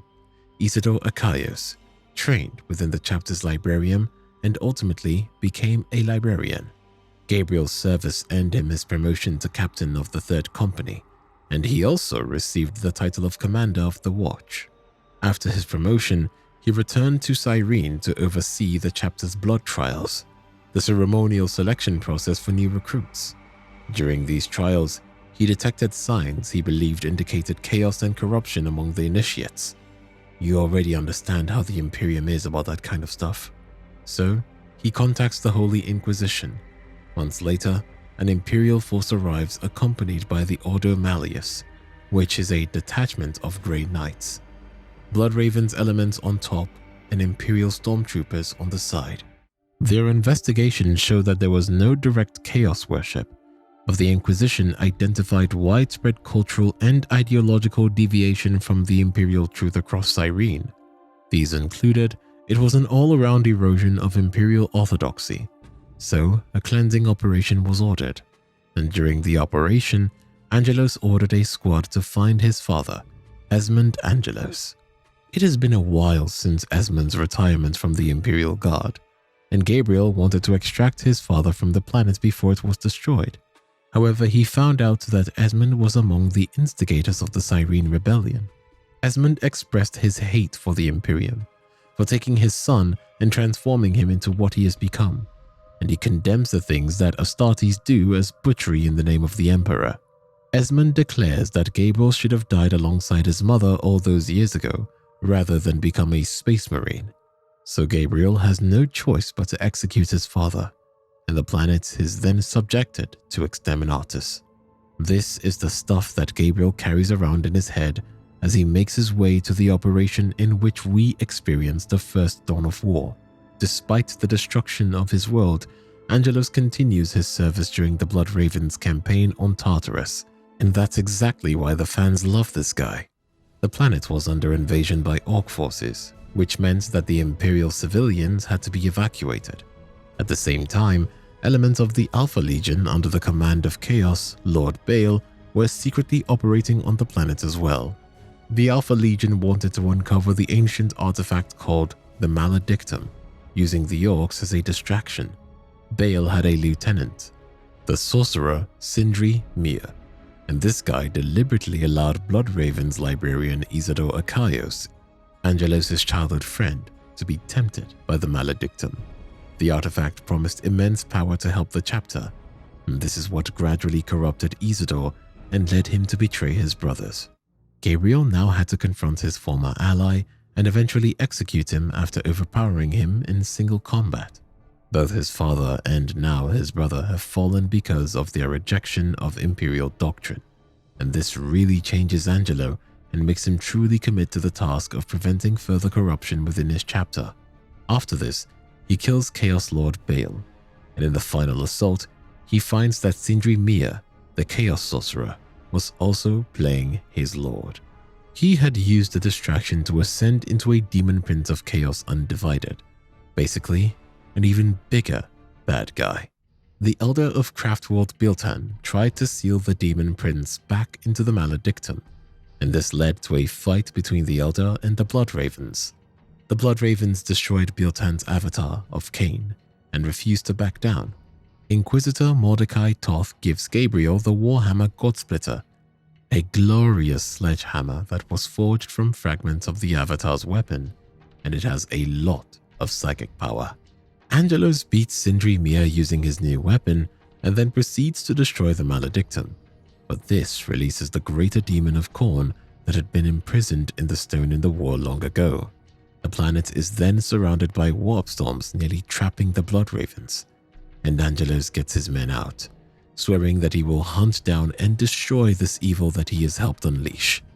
Knowing all of these things about him is going to help you see what he does in Dawn of War in a new light. But of course, Gabriel and his Blood Ravens aren't the only ones we encounter in Dawn of War. The first faction we come into odds with are the Orcs, so it's important we get them next. That and the fact that the Orc boss Gorguts is rightfully a superstar. They're among the most common and old Xeno species in the present time. They exist as a genetically engineered species with one purpose: to wage war continuously. As you already understand, they were created alongside the Eldari by the Old Ones during the conflict with the Necrons. In their earliest form, they were known as the Krork, and in later ages, degenerated into the Orcs that we encounter in Dawn of War. Orcs refer to their creators as brain boys. Orcs don't have sex to have children. It's a fungus spore cycle thing, basically. Orc biology produces spores that generate all green-skinned life forms. This can be anywhere from smaller creatures to fully grown orc warriors. Because of this, any world that has orc life is described as permanently compromised. Even if you beat them, the spores might remain dormant and emerge again later. The Imperium sees orc infestation as a terminal disease, which is why their responses to worlds that the orcs live on are so extreme. Even though they have a crude appearance, they are very dangerous opponents, as battles against them are basically wars of attrition. They force Imperial forces into long, grinding campaigns so that they can break morale over time. Resistance just makes them more energetic because orcs think of battle itself as validation and stimulation. It's a way for them to entertain themselves. They don't really retreat, they don't surrender, and of course they don't negotiate. The strategy is simple with orcs. just overwhelm the enemy with numbers and force, and they don't really care how many of their own die. They might kill a few of their own to get to the enemy first, or just for the vibes. Their technology is the same way. It might not seem like much. Most of their technical activity is carried out by specialists called Odd Boys. This technical ability is not presented as learned engineering in the way humans are used to. Instead, it is defined as genetic as something that orcs are born with, to maintain and develop technology without research or design. The Imperium thinks orc engineering is a process of improvisation like a needle in a haystack, but they keep going until they find the needle, and they can produce devastating results when they do. A major thing with the orcs is their latent psychic phenomenon thing. We talked a little bit about this back in the warp section, but it's basically a shared field generated collectively by orc populations. The Imperium thinks that this has some kind of impact on the world in which orc belief can influence real outcomes.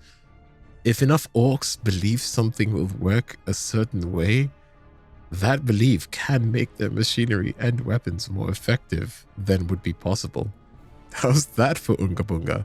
The Warhammer world, even in Dawn of War, shows this in subtle ways, through cultural rules such as the idea that painting vehicles certain colors improves performance. For example, red makes things go faster. It's a numbers thing. The more orcs present, the stronger the field, and the more reliable and potent these beliefs-driven mechanics become. So yes, RGB really does make your PC go faster, at least according to the orcs. Imperial understanding of this effect is sometimes framed through the perspective of the Adeptus Mechanicus I told you about earlier, whose own theological belief in machine spirits provided a conceptual reference for the Imperium to understand how belief can interact with technology and perform in ways that are unusual to humanity. Orcs exist across the galaxy. Some engage in constant war. Some rule planets as overlords, and some enslave human populations to serve as labor. Imperial and Eldari surveys both claim that orcs have basically contaminated the whole galaxy, and their spore reproduction mechanism makes it basically impossible to get rid of them all. A lot of orc conflicts remain localized, but these ordinary raids and planetary wars note how I said planetary wars casually? Yeah, Warhammer does that. These are all different from a Wa. Wog. Wa, right, I'm sticking with Wa. So, yes, Wa is the correct way to say this. A Wa is basically an apocalyptic mass mobilization that happens when orc numbers and psychic concentration reach a critical threshold. At that point, these guys develop an overwhelming drive to migrate, smashing ships together to create fleets, building war machines and traveling through space with violence as the only mode of communication until that movement burns out. The war is described as fueled by the orc psychic field, which intensifies through numbers, enthusiasm, and shared aggression. Leadership during a war consolidates under a warlord whose authority expands through continuous violence and dominance, reinforced by larger orcs, such as knobs. I may have said war a little bit too much. I think I should stop now. But yeah, when you come to Dawn of War, essentially, the orcs are the most visible and immediate force on the battlefield, at least in the start. The gameplay shows this whole philosophy that I just went on a ramble about. Unlike the other factions in the game, all of which have some kind of hidden agendas, the orcs represents the simple reality of landing in strength and just going to war. I didn't say war. The orc forces during the Tartarus campaign are led by the war boss, Orcamungus. He represents the central part of orc warfare. If the boss remains active, they will keep coming. The game also shows that this is not an isolated case of orc war, but rather a part of a world skill escalation that has been set in motion because of that. Wow. I said I wouldn't say this anymore, but here we are. Narratively, the orcs are strongly tied to the fact that the Chaos Alpha Legion is using them as a loud smokescreen to do what they want. The orcs are just happy to be able to fight. Orcmungus is ultimately killed during the early game of the Blood Ravens campaign on Tartarus, and this aligns with their role in the game. They are the opening catastrophe rather than the actual problem. Speaking of actual problems, there is one know-it-all faction in Warhammer that will keep trying to address things its own way, no matter the cost. It's the Eldar, and they are next. So we understand how the Eldar were created by the Old Ones, along with the Orcs to fight the war in heaven. After the Old Ones disappeared, they ruled over a vast interstellar empire that spanned tens of thousands of worlds. Their civilization was defined by technological sophistication, immense psychic power, and near immortality. At the height of their empire, the Eldar became post-scarcity, labor, danger, and death stopped meaning anything as constrained over vast stretches of time. This led to excess sensation, replaced purpose, and their indulgence escalated without limits. Because you now understand the warp, at least as much as I do. Which isn't much, but hey, we're getting somewhere. The collective psychic excess began to manifest inside the warp. Eventually, this resonance collected into a new chaos god called Slaanesh. The birth tore a hole in reality, and the Eldar core worlds were destroyed, their souls consumed, and the region that was the center of their empire essentially became the Eye of Terror. Only pieces of their civilization survived. The faction of the Eldar that we encounter in Dawn of War during the Tartarus campaign is the Craftworld Eldar. They are the largest surviving population of the original species. They escaped the fall of the Empire aboard massive world ships called Craftworld, with each of these ships basically being a self-contained civilization drifting through space. These ships were made up of a material called Wraithbone, which is a psychoreactive substance shaped by psychic abilities rather than mechanical engineering. The central thing about how these people live is something called the Path System. Eldar emotions are powerful and dangerous, and they are very connected to the warp, so their society channels them into rigid disciplines. So the idea is that everyone chooses to commit to a path. This can be artisan, warrior, seer, or scholar, before eventually moving on to other pursuits. The goal of this system is to prevent the Eldar from returning to the uncontrolled excess that created Slaanesh. Every craft world is also sustained by an infinity circuit, which is a psychic matrix made up of souls of the dead. When a craft world Eldar dies, their soul is captured in a spirit stone and added to this circuit, preventing Slaanesh from devouring them. The craft world Eldar see time differently compared to humanity. Their seers perceive branching futures, probabilities, rather than certainties. As a result, their decisions may seem contradictory, manipulative, and downright cruel to the outsider. Think of it like this. They might sacrifice an ally today to prevent a catastrophe that they believe might happen centuries later. Everything these guys do is basically an intervention that screams, "We know better." They don't really want anything to do with conquest. Their goal is containment. Once you understand this, you really begin to see why they were doing what they were doing in Dawn of War. In the world of Tartarus, the Eldar are not invaders in the conventional sense. They have other ideas in their minds. They think that the Maledictum stone buried deep beneath the surface poses an existential threat and must be kept from the wrong hands. The craft world involved in this particular scenario is the Bealtan, which has dispatched forces to prevent the artifact from being misused. Their objective is simple. Stop whatever is happening before the Maledictum stone destabilizes reality. To the Imperium and the Blood Ravens, more specifically, the Eldar appear treacherous with no sense of duty or honor. They refuse to explain themselves. They attack you without warning, and they prioritize the artifact over the survival of human populations. From the Eldar perspective, this behavior is rational. To them, humanity lacks the psychic sensitivity and historical memory to understand what's really at stake here.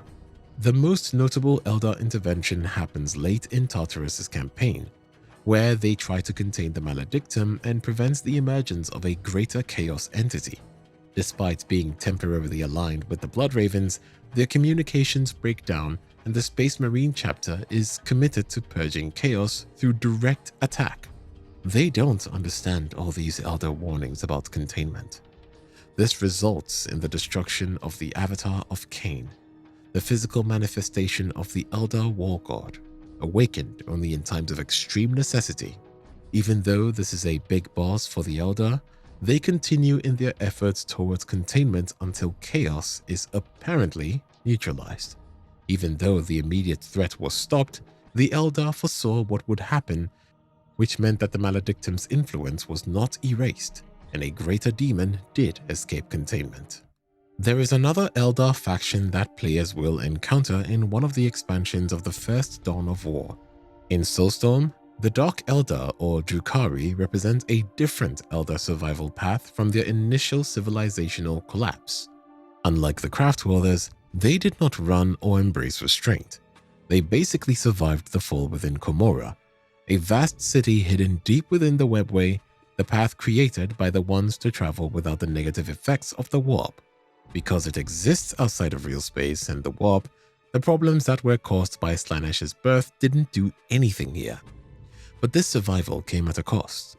Dark Elder souls are constantly consumed by Slanesh, slowly and continuously. To delay this consumption, these guys have to feed on the suffering of other beings. Pain, fear, and despair are basically sustenance to them. As a result, Dark Elder society is built entirely around torture, enslavement, and raiding just for the vibes. And this is even without a $40,000 tournament on the line. They also reject psychic powers, and their innate intuitive abilities in this regard have weakened because of this rejection. They do this because psychic resonance attracts Slanesh's attention. Instead, they rely on speed, cruelty, and advanced non-psychic technology to survive and do what they want. Even death is not final for these people. Provided that their bodies are recovered quickly through the arts of the homunculi, Dark Elder can basically be resurrected by transferring suffering from another being into the dead, and they feed on that kind of stuff. In terms of their society, Komorra is ruled through violence, intrigue, and assassination. Power shifts constantly, and there are no rules. 3 major factions control all their society. The Cabals, which are warrior aristocracies that control raids and slaves. The Witch Cults, gladiatorial orders that provide dark entertainment and therefore psychic sustenance for the faction as a collective. And the Homunculi Covens, which are professional torturers and masters of resurrection. The kind of stuff that makes your toes curl and, not in a good way. Keeping this in mind, their role in Soulstorm becomes easier to understand. The Korava system has become a hunting ground for them. The planetary war offers an unlimited amount of captives, basically waiting for the Dark Elder to do their thing. It's not their fault that their thing is torturing all sentient beings in sight. These guys just want bodies. They don't want land, or to change the future, or to uphold some imperial order and look sick doing it. They just want to inflict some good old suffering just for the kicks, just for the vibes. So, when you compare them to Craftworld Elder, you will see that while the Craftworld acts to prevent what they think is the greatest evil through questionable means, the Dark Elder just want to exploit suffering. Both of them are products of the same fall. Both are responses to Slanesh. And of course, this video would be incomplete if we didn't talk about the Chaos Forces that are seen in Dawn of War. The first one up is the Chaos Space Marines, the Alpha Legion. Among the traitor legions from the Horus Heresy, the Alpha Legion seems to be the most normal. They are not driven by bloodlust like the World Eaters, and they are not literally rotting like the Death Guard. They wear armor, and they have discipline. They can appear pretty much the same as loyalist Space Marines if you didn't know any better. But by the end of this section, you will know better. I'm here to make sure of that. This being a normal on the surface thing, it's fundamental to how the Alpha Legion operates. At the most basic level, these guys are infiltrators. Their preferred method of engaging with their enemies is prolonged subversion, embedding themselves and their agents into a target society for months, which can extend to years or even decades before open conflict occurs. Their Space Marines don't appear until the final stages of their operations. Instead, their work is done by cultists, sleeper agents, impersonators, and manipulated officials. The Alpha Legions have trained their members to integrate into civilian and military life. They enter as workers, clerks, soldiers, officers, or administrators. Some rise through institutions, appearing competent, reliable, and loyal, while redirecting decisions towards outcomes that the Legion wants. The end goal they want is basically systemic paranoia. That's their kick.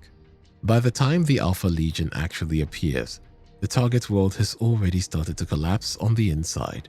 Trust is gone, orders are conflicting, and resources disappear. Loyal individuals are framed as treasonous fools, so the target population can't really be certain who has been compromised. At this stage, even if the enemy does resist, the Legion can deal with them because the target is fragmented and suspicious of even its own people. Their best weapon of uncertainty? What they really want is not for the enemy to only question those around them, but also themselves. Long-standing relationships break. Command structures collapse under mutual suspicion, and even proof becomes unreliable. This form of warfare attacks the psychological foundations of a society: trust, identity, loyalty, and shared reality. It's basically gaslighting everyone on a planetary scale. One of the more unsettling aspects about the Alpha Legion is the persistent ambiguity surrounding their allegiance. Even though they're seen as a Chaos Traitor Legion, some of the lore suggests that some elements of the Legion still consider themselves loyal to the original vision of the Emperor. If not the Imperium as it exists now, others appear to be fully aligned with Chaos. This idea is based on the fact that the original Primarchs, Alpharius and Omegon, had a master plan that involved infiltrating both sides, but that was never really implemented, and the Legion split into fragmented warbands with different aims. Whether or not this ambiguity actually means anything is not clear. What matters is that it allows Alpha Legion Marines to justify any actions as necessary. This creates a moral fog that is definitely useful to them in dealing with their enemies, but also between themselves. They don't see themselves as slaves in the way that the other traitor legions often are.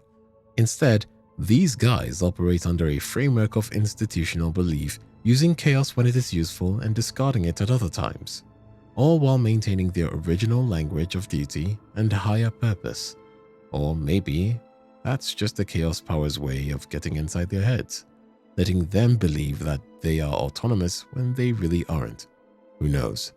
Even though these guys aren't visually scary like the other legions, I think what makes them really unsettling is the fact that they break their enemies socially and psychologically long before engaging them in open battle. And that's a terrifying thought. And because of that, they are my favorite Chaos Legion out of all of them. In Dawn of War, the Alpha Legion serves as the true hidden antagonist of the Tartarus campaign. While the Orc invasion dominates the opening stages of the conflict, the Alpha Legion operates in parallel, using the war to pursue its real objective: to get the Maledictum Stone. The Orcs are basically the destruction they need to get to it. They're led by Chaos Lord Baal and Sindri Mia. The whole campaign follows their doctrine closely. They let other factions weaken each other. They avoid direct confrontation until necessary, and they manipulate events to draw key individuals close to the Maledictum. The way Sindri Mia basically manipulates Bloodraven's librarian Isidore Akios is a textbook Alpha Legion maneuver. Rather than forcing corruption to chaos, he frames the artifact as a tool. Baiting... Okay, this name has popped up again. So listen, yeah? If you want to pronounce this in a more Latin way, you would say Akios. Any other way, you would say Akaios. I'm going to stick with Akios since Warhammer consistently tries to be more Latin. So yes, I'm going to say Akios from now on. Alright then. Baiting Akios to try to get closer to it to use it for the good of the chapter, preying on the librarian's sense of duty. It's a very sophisticated ideological seduction. By the end, even though the Chaos Lord Baal and Sindri Mia are dead, the Alpha Legion has achieved part of its goal. It has released the greater demon. This is the kind of outcome they want. They don't need total victory. They want to create a future where everything is uncertain, so that they can manipulate events and people even further.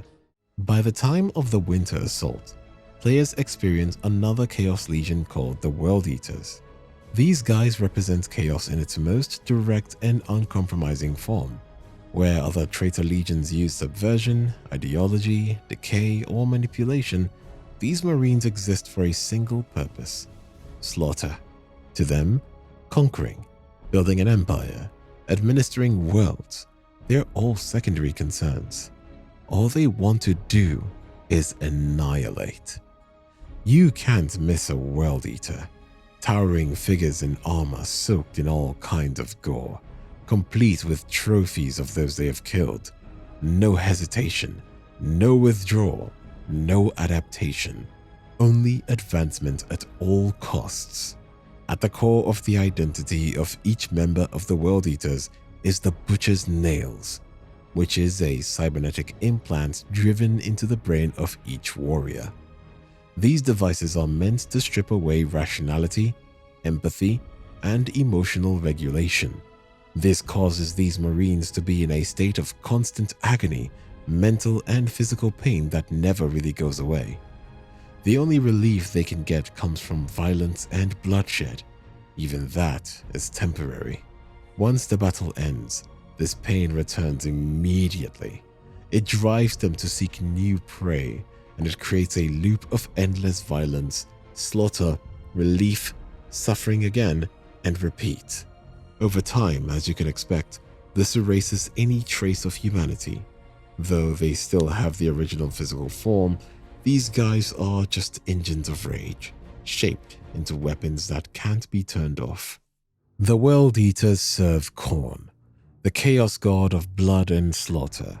Under his influence, their already immense strength and aggression become supernatural. More importantly, in terms of the narrative, violence becomes a ritual. Every kill is basically an offering, and every battlefield becomes sites of worship.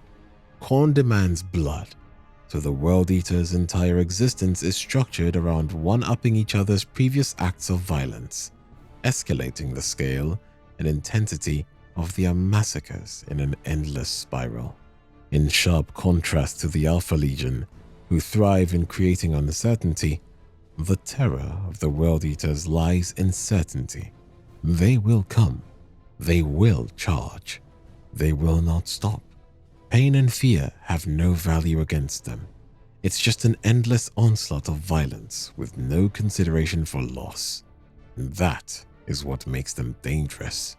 In Dawn of War Winter Assault, the Chaos Forces that are shown are not the entire World Eaters Legion, but a World Eaters warband known as the Blood Legion. As with most World Eaters formations in the late 41st millennium, the Blood Legion operates as a fragmented yet violently cohesive force. The basic goal they have is devotion to Khorne, so the goal is pretty straightforward: total destruction at all costs. Once they're on the ice world of Lorne 5, the conflict escalates. These men don't want anything other than the pursuit of slaughter without discrimination. They just don't care.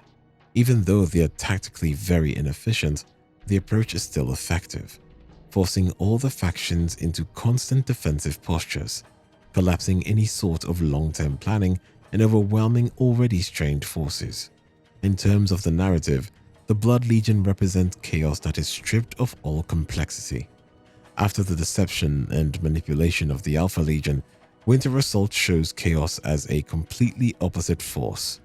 The Alpha Legion wanted to win.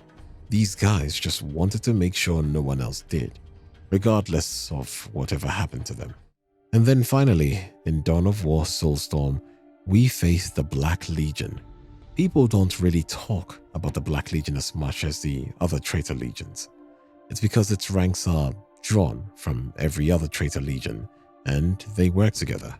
World Eaters, Death Guards, Alpha Legion, Night Lords, Emperor's Children, all the groups from the Horus Heresy era legions.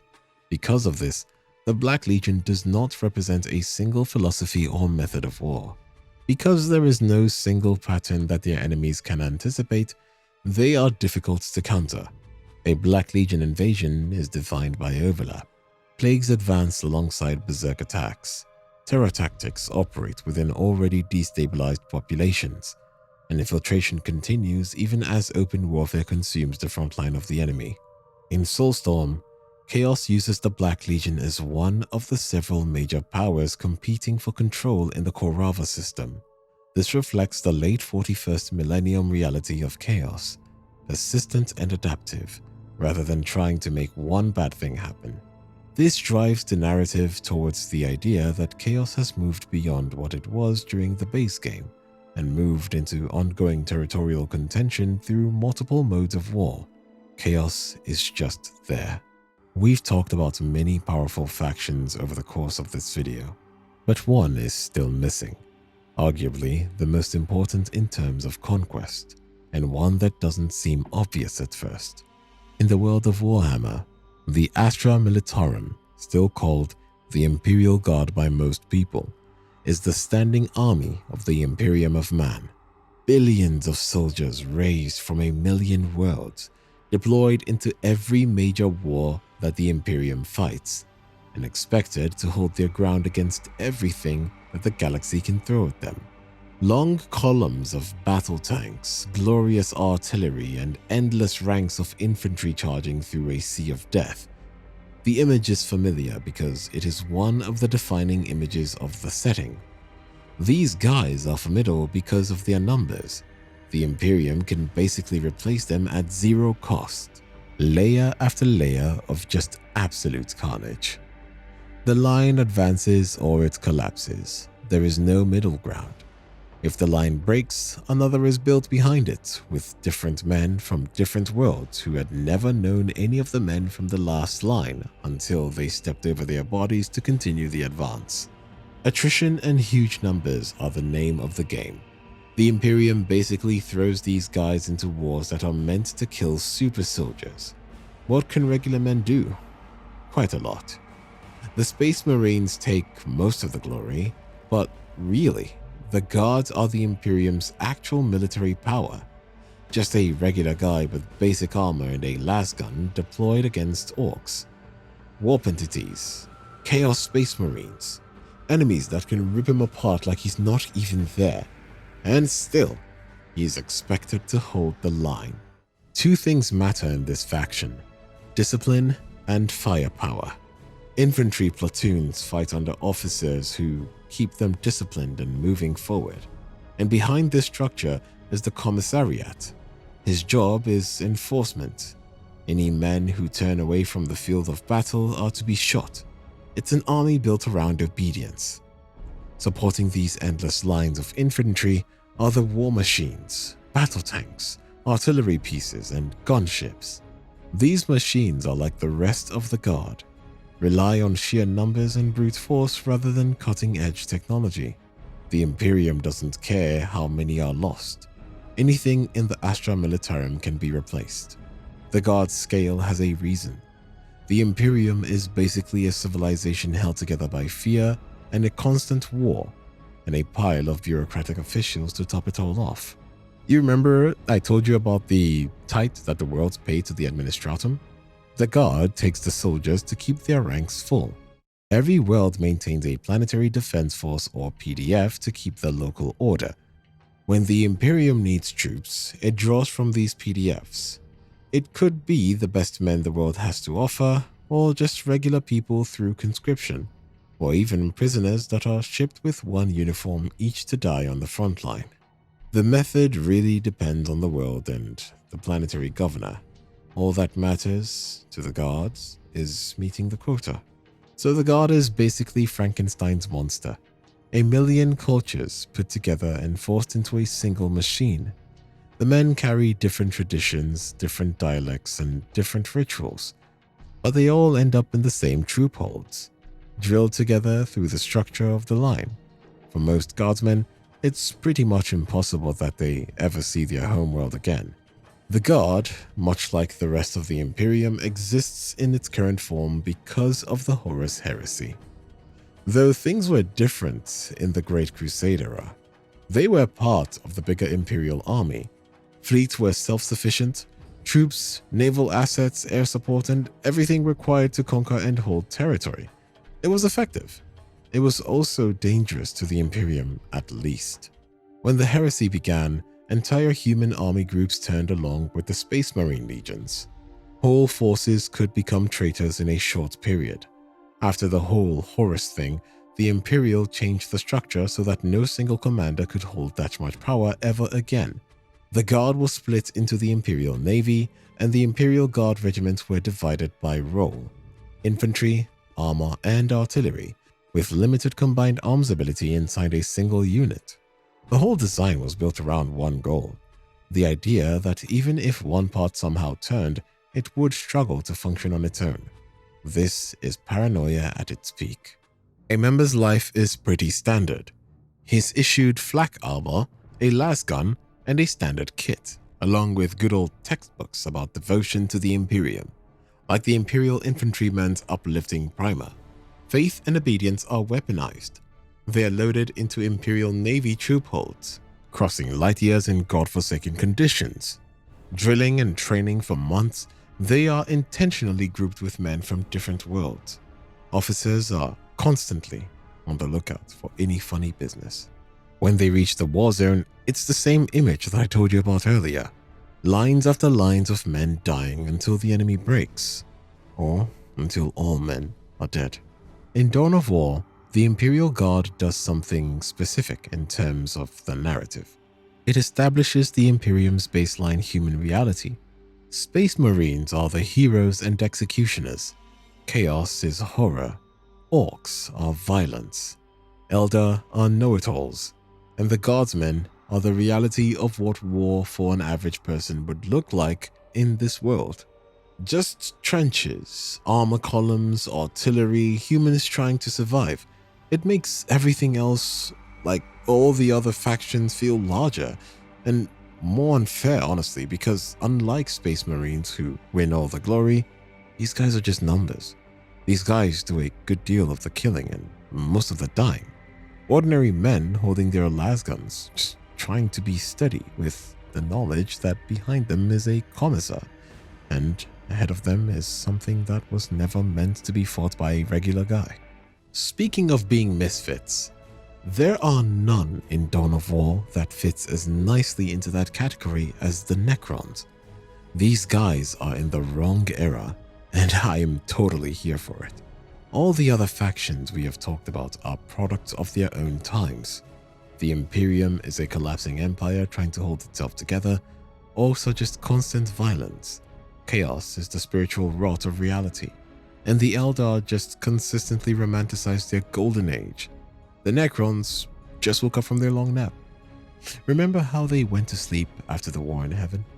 Yeah, those guys. They were so committed to winning that they changed their own bodies for immortality, and that is the foundation of the Necron horror. The most important thing you need to understand about them, especially in the context of Dawn of War, is that they do not arrive the way these other factions arrive. A tomb world is exactly what it sounds like. It's a crypt. Under its surface are vast structures hiding millions of dormant Necrons. The thing is, you can't always tell if a world is a tomb. People could build entire cities and never really know what they're building on top of. The tomb can awaken because the timer ran out, or because of other things, and once they awaken, well, it's basically an apocalypse for those living on the surface. The Necrons want their stuff back. The Necrons carry weapons that strip matter apart at a molecular level. Flesh peels away, armor fails, and their bodies are made of necrodermis. The whole deal with the Catan did that, and they can repair themselves from attacks that would obliterate any organic being. So, in Dawn of War, when they do appear, they are basically trying to reclaim their past glory. It's a rant about how we were here first, and they are honestly not wrong. The whole obliterating everything strategy is just them cleaning up their house. To them, the humans are not rivals. Chaos is not a spiritual threat. Orcs are not unique to them. To them, everything alive is temporary and unclean. The real horror about the Necrons is what they imply. Their existence means that the age of man is a blip in the grand scheme of things, a brief occupation, a story told by a species too young to realize it was living in someone else's world.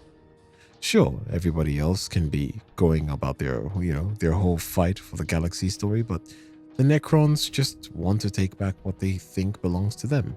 In the grim darkness of this whole universe, where all these factions I just told you about are committing war crimes like it's a competitive sport, the Tau show up looking like the only normal civilization.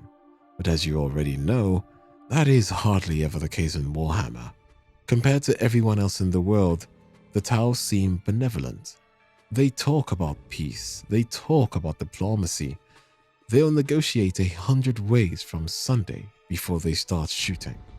They'll invite you to the table, offer trade deals, offer technology, offer you a future.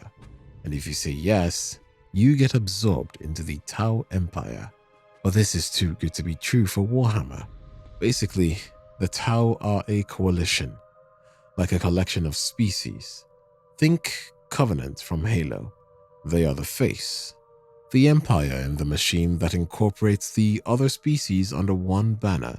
You've got the Kroot, these carnivorous mercenaries who joined after the Tau saved them from an orc threat. You have the Vespid, insect-like shock troops, and there are plenty of other client species that don't get the spotlight as much, but they do exist in the background as recruits for the Tau. These guys are basically the same kind of conquerors as the other factions. They just have better PR. The Imperium tells species to join or they'll burn. The Tau show up with a promise to fix the species. They offer medicine, infrastructure, education, technology, and a bunch of other goodies.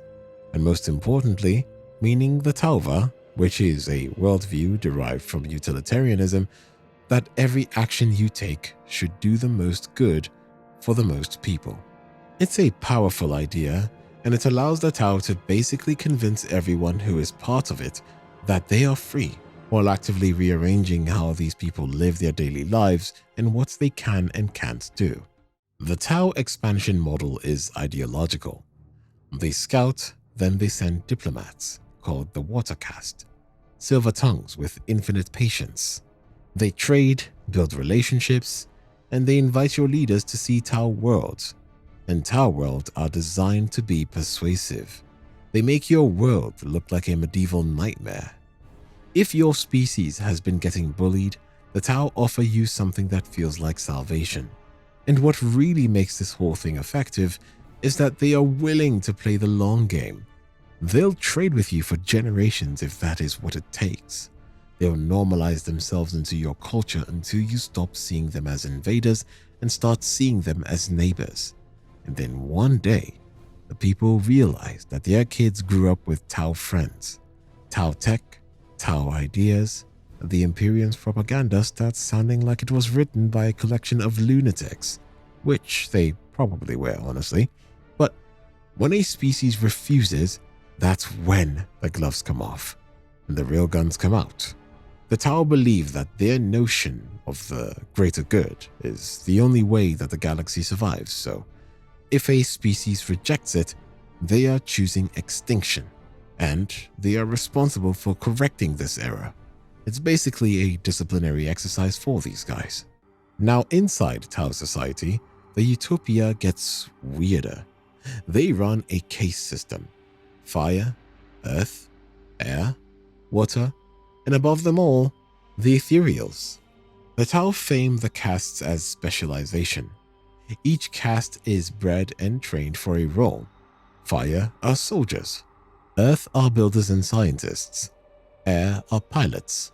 Water are diplomats. The logic is simple. If everyone does what they are best suited to do, the whole society becomes its best version. Once again, This sounds great until you remember what has been traded away to get that efficiency: the individual. In Tao society, the individual's personal desire is secondary. Deviating from one's role is treated as selfish. Love, passion, personal ambition, these things get crushed under the argument that you are harming the collective. And ethereals sit at the top of this system like philosopher kings, controlling the narrative, controlling the ideology, controlling what the Tao people see and believe every day. It's just a different kind of fanaticism. On Cronus, the Tao are an expansive force. The greater good must spread. They see themselves as the adults walking into a room full of other creatures that need to be fixed, and they proceed to get shot at by space marines, stabbed by Elder, eaten by orcs, and a bunch of other stuff. In terms of the gameplay, the Tau fight as they think, with surgical and ranged superiority. And the deeper philosophy behind it all is pretty simple. They can't fight like the Imperium. The Imperium has bodies. The Tau have ideas and precision. Their whole philosophy falls apart if they send 1 billion men off to die on some random front line. And with that, I come to the final faction that we experience in the first Dawn of War, the Adepta Sororitas, the Sisters of Battle. We talked about them briefly in our section on the Imperium. You understand that the Imperium is a machine powered by 3 fuels: fear, bureaucracy, and religion. The Space Marines are the myth, the Guards are the mass, and the Sisters of Battle are what happens when the Church decides that it's tired of influence and it wants something a little more direct. The Adepta Sororitas are, in practice, the armed wing of the Ecclesiarchy, the state religion. It's a galaxy-spanning army of battle nuns marching under the banners of the Emperor. To the average Imperial citizen, the Sisters are practically angels. I don't blame them. An Imperial citizen is way more likely to see a sister standing guard at a cathedral than they are to see a Space Marine, but the really ironic thing, the most Imperium part of it, is that the Sisters were never supposed to exist. The entire faction, as I already told you, is a loophole. And you know that the Imperium has a history of trust issues with giving power to anyone that is a part of it. The origin story of the Sisters of Battle is rooted in one of the nastier chapters of the Imperial history, called the Age of Apostasy, when the religious machine of the Imperium and the administration were locked in a power struggle. The warp storms isolated worlds, and humanity did what it always does. It started turning this paranoia into policy. A tyrant rose and threatened the Imperium. During this conflict, the Chaos, this obscure female warrior cult, the daughters of the Emperor, they got scooped up, weaponized, and turned into the personal force of the regime. They became bodyguards, executioners, symbols, until the moment they were brought into the presence of the Emperor himself. And that's a very rare thing, even for the higher-ups in the Imperium. Whatever happened in there, whatever was said, it snapped something into place. Their leader walked out, marched into the tyrant's throne room, and ended his reign by removing his head from his body. Afterward, in usual fashion, reforms came down hard to stop the church from repeating the same corruption cycle. So, they were banned from keeping armies. But the church insisted that it needed protection for its shrine worlds and holdings. So they kept the one force they could justify. The daughters of the Emperor were reborn as the Orders Militant of the Adepta Sororitas, and as an extra leash on them, they were bound to serve the Ordo Hereticus as well, just to make sure they weren't loyal to just one organization. The core theme of the Sisters is to use faith as a weapon to enforce orthodoxy. The real way to practice religion, they do things that would get anyone else executed for witchcraft, except the Imperium has a special rule where psychic phenomena are evil unless they're useful, of course. So basically, this faction is one of the greatest contradictions of the Imperium. They serve a religion built around a man who originally wanted a secular Imperium. They enforced a faith with absolute certainty for a government that is famous for corruption, and they burn heretics with righteous detachment and never question whether this machine they serve might just be the bigger heresy. This is the history that they show up with. In Dawn of War Soulstorm, the Sisters are basically the Ecclesiarchy's answer to try to hold the system together as it bursts into all-out war. So, in our really summarized journey through the lore of Dawn of War, some patterns begin to emerge. Worlds burn, barely remembered, victories declared, civilizations rise and fall, and are repurposed as footnotes in campaigns whose original causes are forgotten. Time stretches out without resolutions, because every solution itself carries the seeds of an even bigger problem. That theme has been consistent from the very start, from the war in heaven all the way down to the present. The Imperium is fighting to preserve humanity, but in doing so, it has created a system that kills humans by the billions. The Astra Militarum is an example of that. Space Marines are supposed to be heroes, but in protecting humanity, they are removed from the thing they are protecting. And to top it all off, they use the Sisters of Battle to position themselves as the upholders of the faith, when really it's just an excuse to slice through your enemies in cooler ways. The Elder, in their attempts to escape death, created a god of excess that destroyed them. Their civilization is now defined by rigid paths and self-denial. The Dark Elder just found another way to protect their cruelty, transforming survival itself into an endless loop of violence. The Necrons also wanted to conquer death. Maybe they did, but in that process, they built a civilization that doesn't mean anything anymore. It came at the cost of their identities and purpose, leaving behind a galaxy-spanning empire of tombs that awaken to fight in wars that they don't really have a stake in. Chaos frames itself as freedom from tyranny and certainty, but replaces these things with manipulation and betrayal to serve forces that feed on suffering. The Alpha Legion plays around with the truth until loyalty becomes meaningless. The World Eaters escape pain by dishing out as much of it as possible, and the Black Legion just put it all together to make suffering an internal thing. Even the Orcs are trapped in a cycle of conflict compared to the others. They might be in a better spot. To them, this is not a cultural thing. They are bound by their biology to engage in war. Whether or not being bound to fight eternally as your destiny is better than fighting because you need to make the world right remains up to you to decide. The Tau think they're bringing this notion of the greater good to the rest of the world, but the reality is that their caste system is designed to create a system of eternal peace where no one can really think about the fact that something is very wrong, and that's the point. Across the Warhammer universe, each of these factions believe itself to be resisting destruction, or who knows, some other bad word with a TION at the end of it. And in every case, the mechanism they built to prevent suffering becomes a system that produces it at an industrial scale. New regiments are raised, ancient tombs awaken, warp storms shift, fleets redeploy.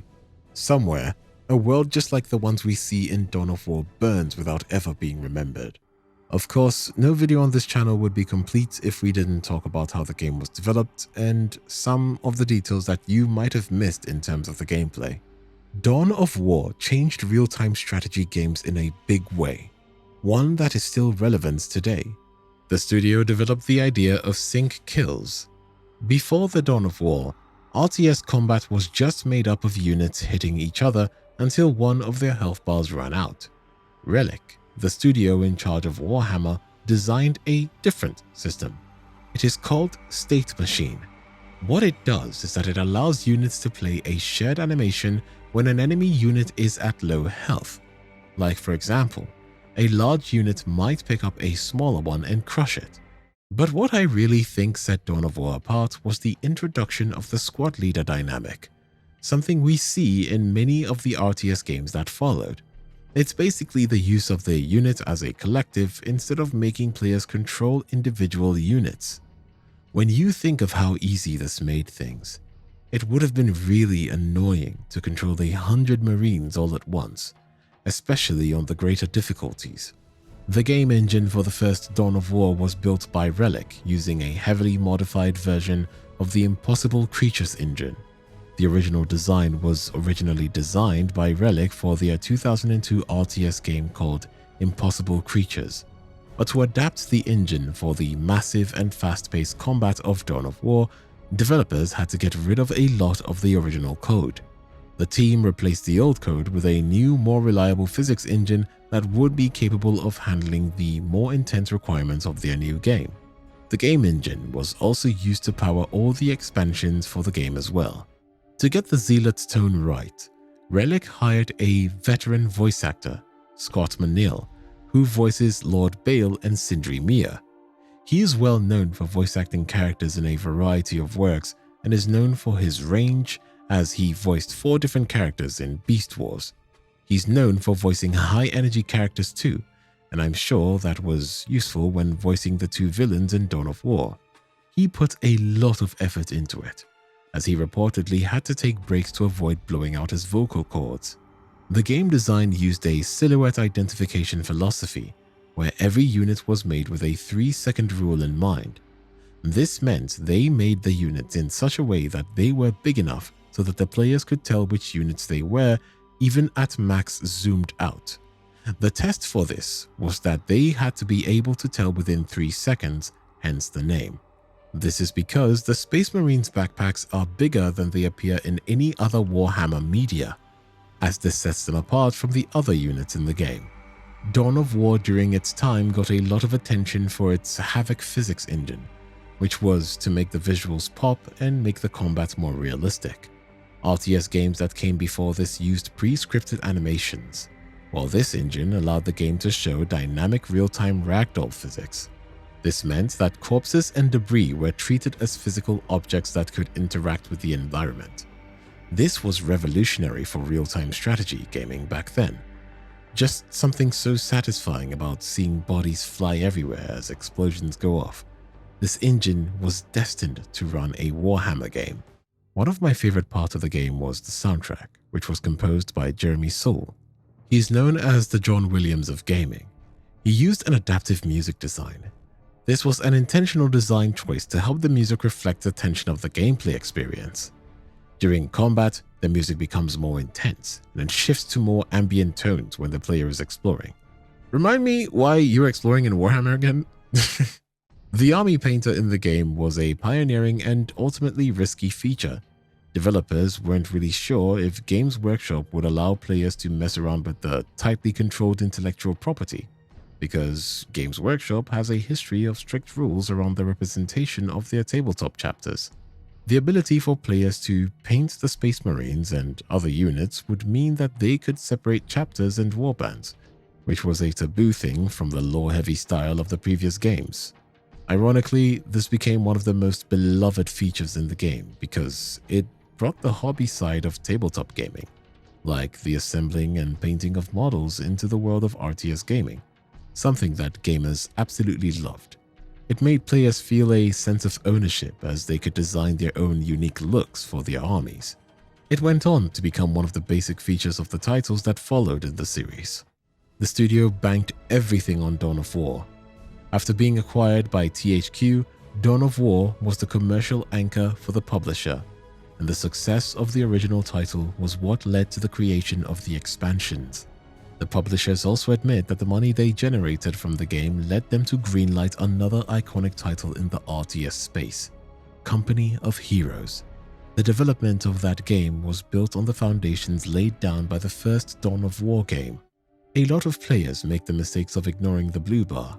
When a unit's morale hits 0, they become broken, and this reduces their accuracy between 20%. Suddenly, the glorious Space Marines aren't as glorious anymore. That's why the Flamers are such a good mechanic, because they are designed to deal massive amounts of damage to morale as they can affect multiple units in an area.